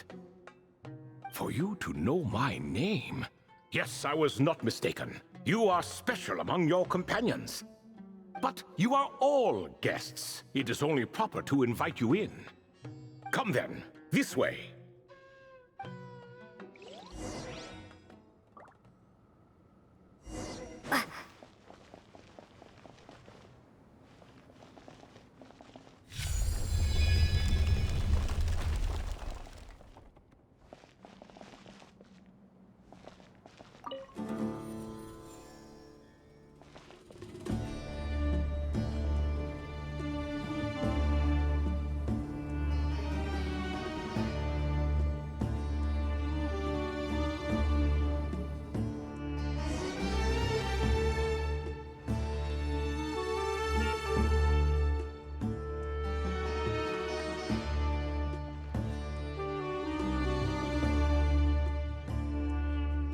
Welcome to my humble abode.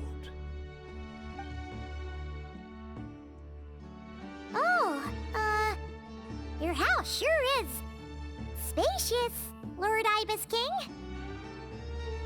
I fear it's not quite what it used to be. In fact, it has long ceased to be my home at all. It belongs to the descendants of the cats I once raised. Such adorable creatures, aren't they? Take the one I'm borrowing here, for instance. A chubby fellow with such lovely fur. Anyway, tradition dictates that a special guest such as yourself be presented with a gift. Alas, it's a first-come, first-served basis, you see. I fear with the passage of time, none are left. What? So the treasure's gone already? Treasure, you say? Not an inaccurate description. Yes, and no. I have the power to grant gifts inaccessible to the masses. The only requirement is answering a question. Not a bad deal, yes? Of course, my questions were given unto me by King Deshret, who in turn received them from the Mistress of Flowers. There are 3, and no more. What causes our rise and fall? What obliterates love and hate? What determines truth and falsehood? The more he talks, the less Paimon understands. I see. That must mean Gudars and Makaira managed to answer 2 of the 3. Ha ha ha! Another who understands. Oh, so that's the event those 2 slabs are depicting. Ah, priests and their records. A singular obsession, and quite boring too. After being imprisoned within Aru, I could, on occasion, take the form of a cat to converse with those around me. But I despised speaking to them. No conversational skills whatsoever. Now, humans like you who stumble in here from time to time, you are much more interesting. Hold on, we're getting off topic again. The 3 questions you just mentioned, what are they for, exactly? Ah, that is a story that begins with King Deshret. And we're in for another long one. Nostalgia for the past is common to us all, is it not? And our king, he was such a proud, solemn man in those days. He watched us speak of the present and the future, of the wisdom we possessed or were about to obtain. We were his proud retainers, confident in our belief that, so long as each one of us used our abilities to the fullest, progress was inevitable. Yet, King Deshret's ambition was not destined to be allowed in a closed-off world such as this, so nothing went as planned. In fact, from the beginning, there were signs an outcome of this nature was inevitable, because although there were 7 pillars, one was forever absent. Al-Ahmar would insist the Dendro Dragon Sovereign was one of us, but the dragon herself rejected that idea. Huh. Like a card you can never seem to draw from your deck. More like a card that was never in the deck to begin with. Alas, that's just who Al-Ahmar was. There was nothing we could do about that. And I always preferred chess to cards. In the end, life grew unbearable for our king. But, of course, those who remain must continue to live on. But subjects like us were less fortunate. After all, the fate of a retainer is decided by the king, including the chance to walk away. So it was then that King Deshret had Kroko, Goti, and I locked up within Aru, where we remain to this day.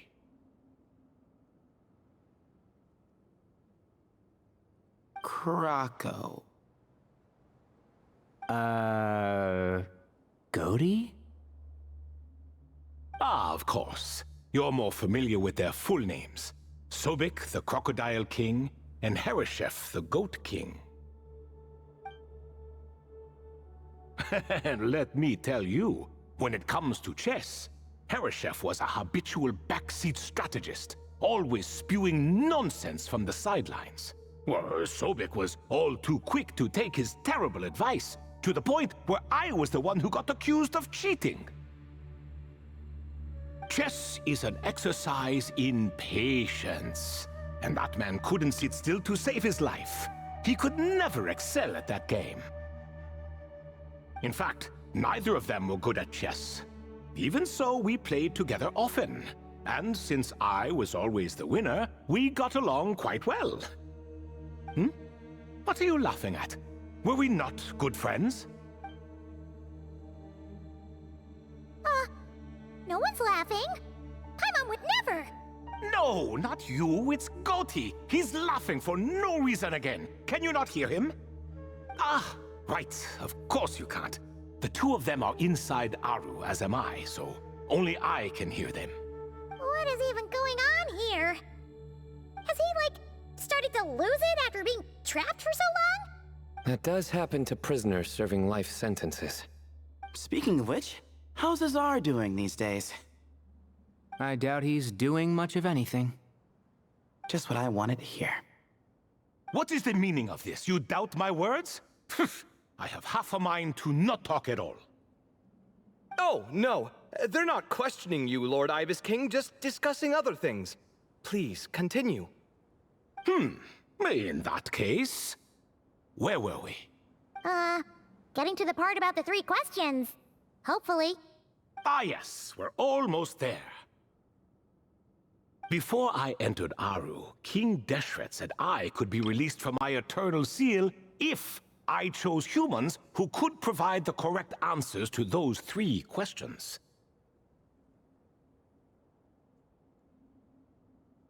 The first person who caught my eye was Gudars. I asked him, what causes our rise and fall? He answered, conspiracy and betrayal, for it renders the righteous and wise unable to succeed, and thus nations fall. I found his answer quite interesting, so I bestowed upon him the power to deceive. The second human I chose was Makaira. I asked her, what obliterates love and hate?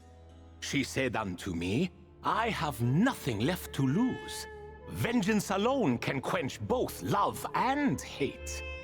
I found this to be another fascinating response, so I granted her the power to be loved. But both of them ended up... Now then, young one, riddle me this. Did their answers point to this fate, or was it the power I bestowed upon them that determined their end? I'm just an observer who doesn't understand their circumstances, so I can't answer. A clever reply. I do not wish to comment either. It is all in the past at this point. My only wish was for their answers to be acknowledged by King Deshret's rules, and bring me one step closer to freedom. As for the final person, her fate remains to be seen, so I will not reveal her name. I asked her, what determines truth and falsehood? And found her answer quite compelling, so I bestowed upon her a gift to match. As you can see, however, I have not been freed, so it's clear the answer she gave at that time was wrong. But alas, 3 people were chosen and 3 questions were asked, so now all I can do is wait. Wait until her wisdom is in line with the rules set forth by my king. Until she has found the true answer to that question. No wonder there was no third stone slab then. Or perhaps you're just not ready to include her in the story. Though that might be a generous interpretation. Well, it's not merely because her story remains unfinished. As the remaining priests of this place left or passed on, there were none left to record the events that followed. Besides, stone slabs are few and far between in the Great Red Sands, in the sprawling desert. But sometimes I can't help but wonder. If that young man from several centuries ago had been willing to answer my question, would I have left Aru by now?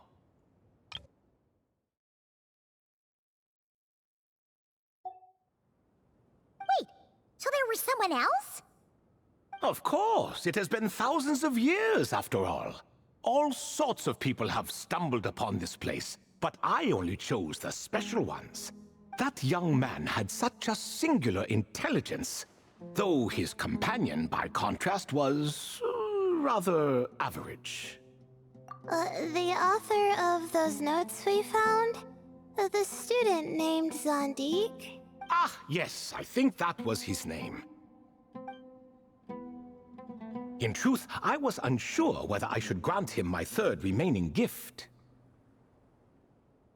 He was, of course, exceedingly clever, but he was also mistrustful and narcissistic in equal measure, and there did not seem to be a line he was unwilling to cross. Too much power could be dangerous in the hands of someone like him, so I found myself rather relieved when he declined my gift. Oh, he turned you down? Did he give a reason? Yes. He said he didn't need it. I still remember the look in his eyes. Nothing stood out per se, and still I could sense contempt and disdain radiating from his gaze. I could not give an exact reason, but on instinct I just knew it would not end well to get close to a man like that. So, I tricked him. Stick close to your companion, I said. Only the descendants of Tulatula can come and go as they please. Leave him behind, and there is no escape for you.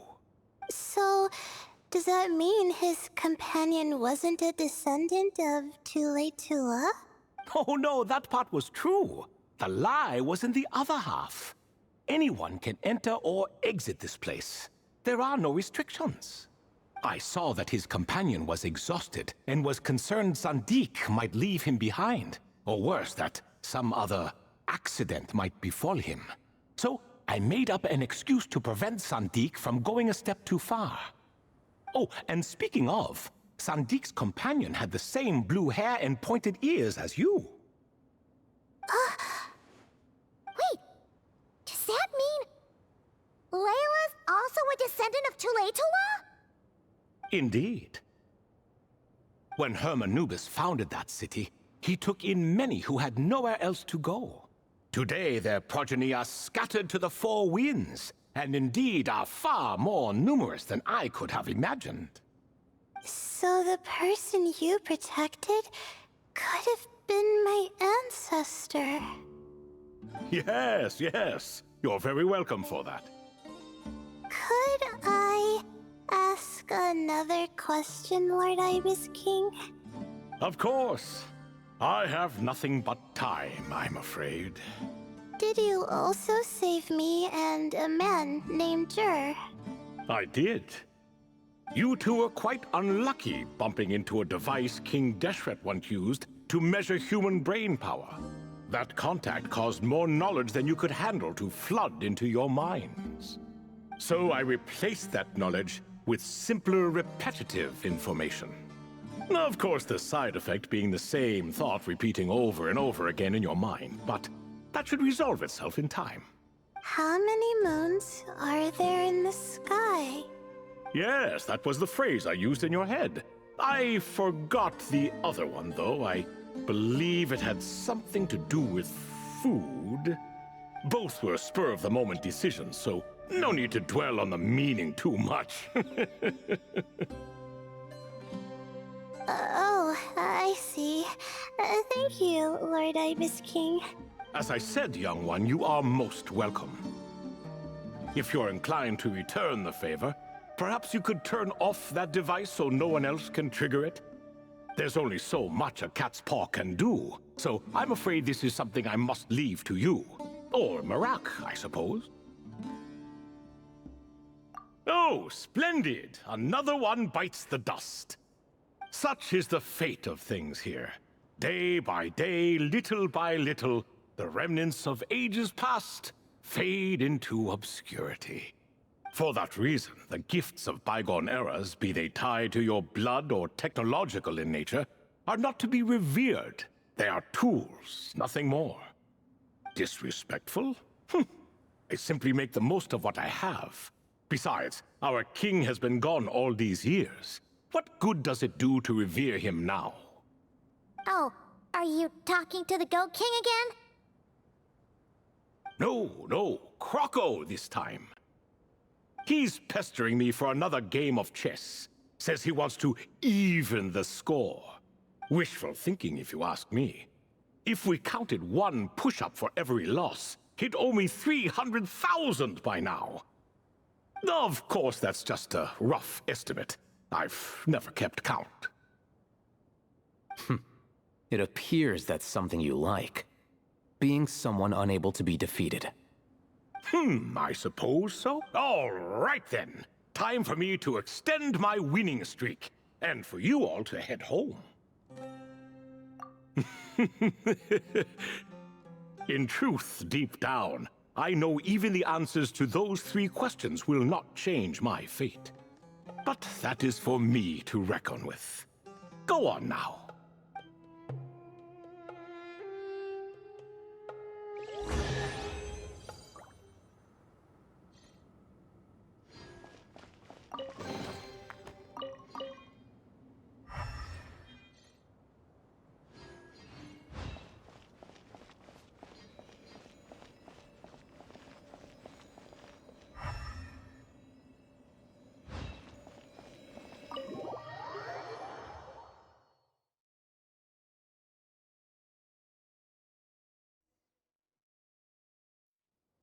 Excuse me?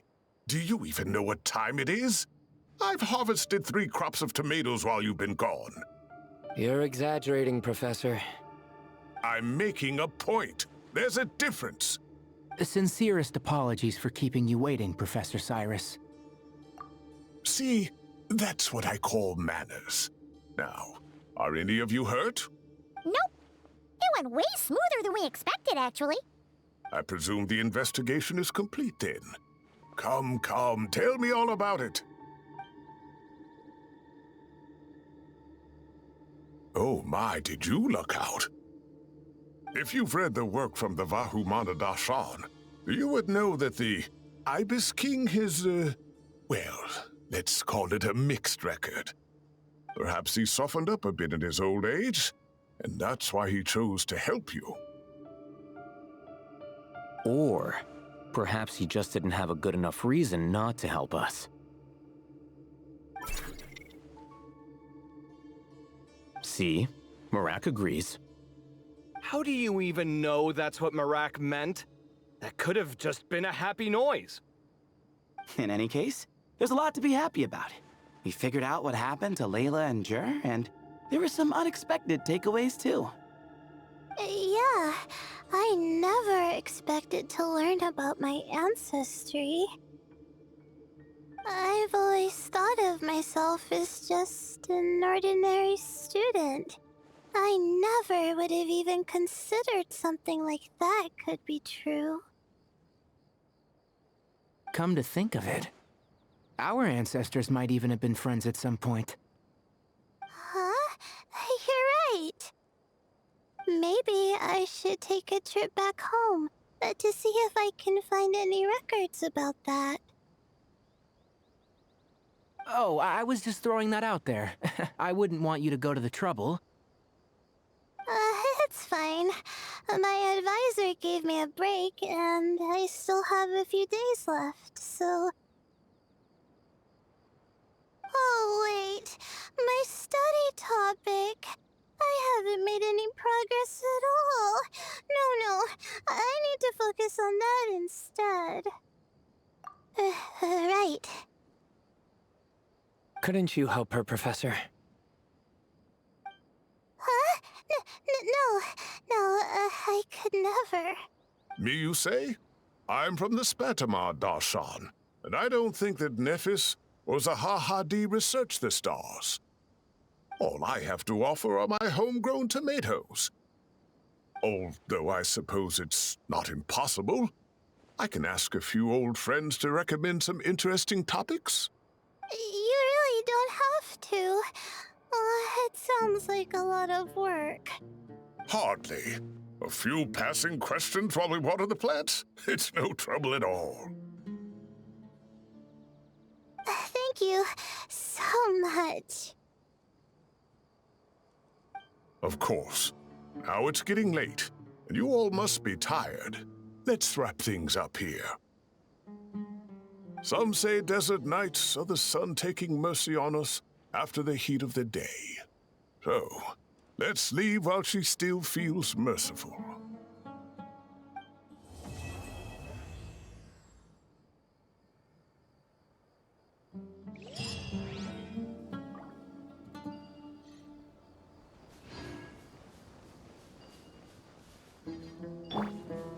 I'll have to ask Sethos all about it later. You made it back safe and sound. Glad to see it.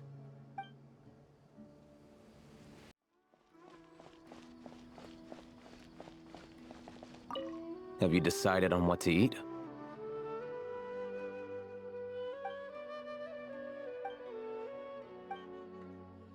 Fine. I'll go ahead and order then. Hey! Wait a minute! So, when you do the thing where you pretend not to hear a question if you don't want to answer, it works like a charm. But not when I do it? That's because you have to use it on the right person. Besides, you really think you can use my own tricks against me? Hey! It's been an eventful day, and it seems someone is intent on not making tonight any easier. Why is it getting so hard to keep up the act? Is a worry-free life too much to ask for? Makes me laugh every time. Well, this is an unexpected reunion. Like, 3 stars of different colors rising in the same sky. What a spectacular occasion! Archon and Miss Nilu from the Zubair Theater. I'm not interrupting anything, am I? Of course not. I'm just relaxing, gazing up at the starry sky. I get a lot of inspiration for new dances when I come here. Oh, I'm also here to get some inspiration. I thought I was the only one who did that. Of course, the inspiration I need has to do with my studies. Well, we might be searching for different things, but in the end, we're both just waiting for that spark to strike. But this time, it wasn't inspiration, but Lesser Lord Kusanali who came knocking instead. How do you know I'm not here searching for that same spark? We must innovate after all, even in dreams. Here, I brought some candied agilenak nuts. May they bring us all sweet dreams. Hey! Miss Layla seems to be under a lot of pressure. I should take her to watch her performance sometime. That might help her unwind. 3 stars of different colors. Could that be a potential research topic? I should look into that. You don't make it out to Gandharvaville often, and there wasn't time for visiting earlier. So why don't you stay a few more days? Sure. Got anything fun planned? Not really. We usually just go camping, do a little fishing, have a barbecue, things like that. Oh, and we invite the Traveler along too if she's in town. Nice! I love camping. And a barbecue is a must. Don't get too excited. You might not know this, but Tighnari doesn't use seasoning when he grills. Huh? No way. Don't listen to him, Sethos. I prefer a clean taste, but you can put on as much as you like. You could have at least played along. You've changed, Sino. Man, it's a shame Hat Guy hasn't been around lately. Or I'd invite him to join. He's the perfect buffer for your nonsense. I wouldn't mind him tagging along either. It's just a shame he doesn't play cards. Do you want to know why? Absolutely not. Seriously though, where did he go? Has anyone seen him around at all? I heard he's taking care of something in NodKrai. Oh, well, I hope it all works out. Hey! Hat Guy. Card games. Was he setting up for a hat trick joke? Surely that little girl must be... Rainforest life sure is something. Do all desert dwellers become like him after being here long enough? Haven't thought of a new pun yet, but it'll come to me. And then I'll punch them with humor. Good news, everyone! The Fieldwise Center is getting a lot of praise from important scholars all throughout the academia. Soon, they'll send a team of specialists to take over the management of this place based on our recommendations. So, thank you for all the support. Wow! Sounds like your hard work paid off, Collei. And you're overseeing the transition yourself. Well done. The young students today could learn a thing or two from you, Collei. Your confidence, your proactiveness, your leadership. It's admirable. Not like some of the ones I teach. So focused on theses and research with no practical skills to speak of. To be honest, I don't feel all that confident. Being the go-between for all the different Darshans, coordinating everything, I still can't quite believe I managed it. Oh, but the Traveler and Paimon played a huge role in that too. I can't thank you both enough. Yeah, we're used to this kind of work. So for us, this was more like a super special camping trip with friends. You know, a few puzzles here, a little exercise there. It was super fun. Pretty much a piece of cake. Oh, man. Now Paimon's hungry. Hey, now that we're all done, why don't we go get some food to celebrate? Candace and I are 2 steps ahead of you. This way, everyone.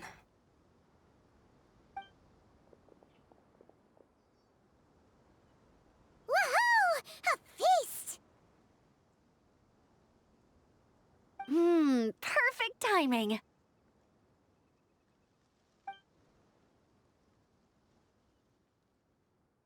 Oh, it's been a while since we've had such a delicious spread of dishes from Sumeru. Paimon feels like she could eat twice as much. No, 3 times as much as normal.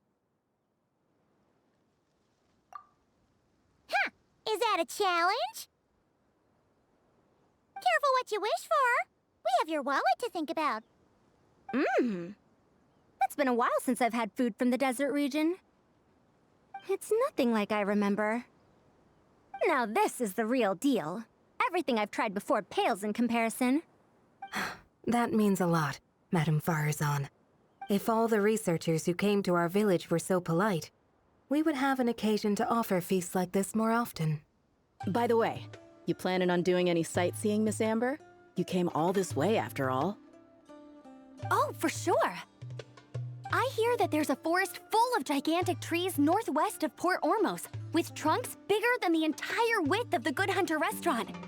I'd love to see it for myself. Oh, and I bet I could climb up and then glide down from the treetops. That sounds so fun. In that case, I'll give you some snacks to take with you. Like a dense cake or some dumplings. The wind's strong up there, so you don't want anything too crumbly. Oh, and you'll need a thicker water skin, so it doesn't break if it drops. Oh, dumplings sound great. So soft and chewy. Great thinking, Collei. As for the desert, I'd love to check out some of the ruins, like that giant one shaped like an hourglass. I'll just observe from a distance, though. Your ruins could be protected sites, so better to not barge in. Besides, there could be someone sleeping in there.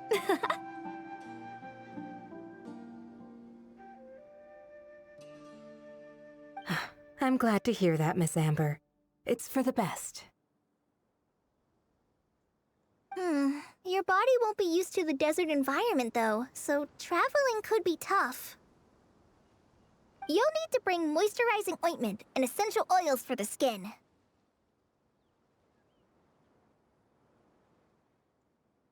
Honestly, though, helping set up the Fieldwise Center was the real highlight of this trip. And thanks to you, Collei, I got to make some new friends, too, so I couldn't be happier. Feel free to drop in on me in Mondstadt anytime. I'll show you the best our city has to offer. Don't mind if I do. I had some dandelion wine while I was in Fontaine, and man, that was the stuff. So sweet and fragrant, not a single bitter note in there at all. And that was the imported stuff. I bet the taste is even better when it's fresh. I'm looking forward to downing a couple of barrels already. It couldn't hurt to take a break from wine, either. Those children gave you some hennaberry thorn powder, remember? You could make some tea. Come on, Candace. It's just a taste. The barrels aren't even that big. We're talking like 3 to 5 cups per, tops. And don't worry, I'd make sure to bring back souvenirs for everyone. Well, I've heard the Knights of Favonius library has quite the collection. I wonder if there are tomes that approach engineering from a different angle. Could be worth perusing.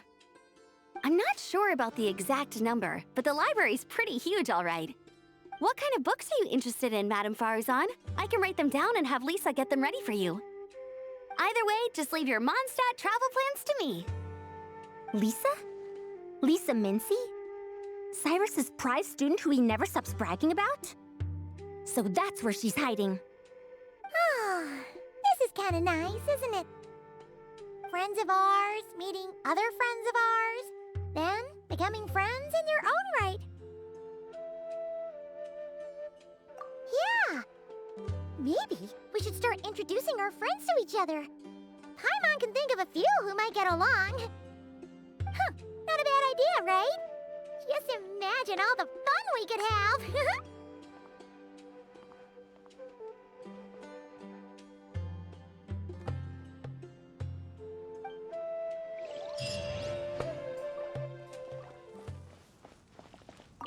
With this experience under my belt, my next trip out here should be a piece of cake.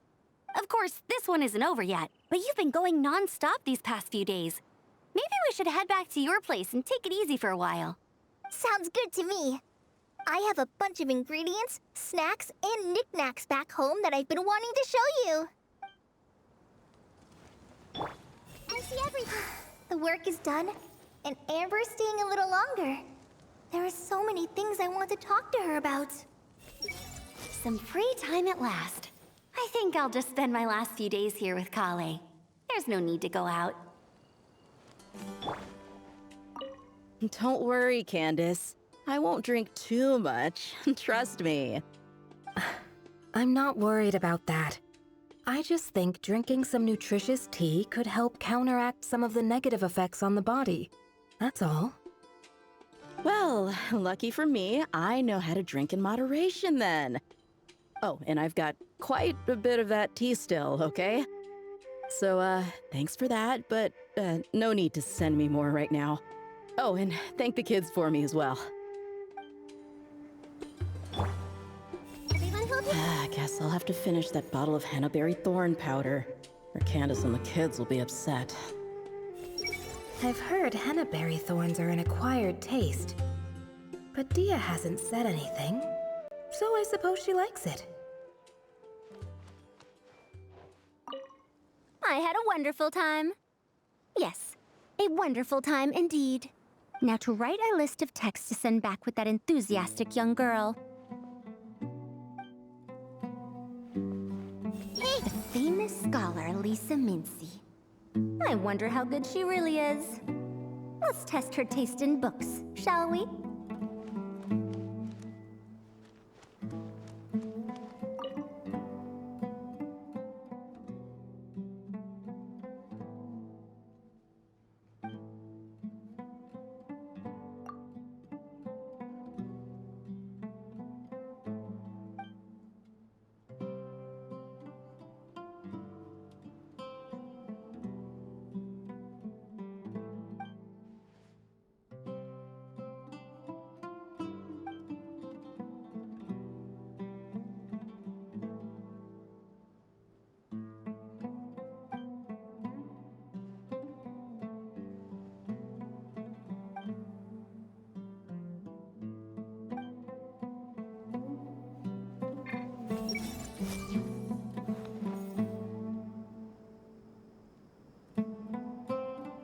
I see everything.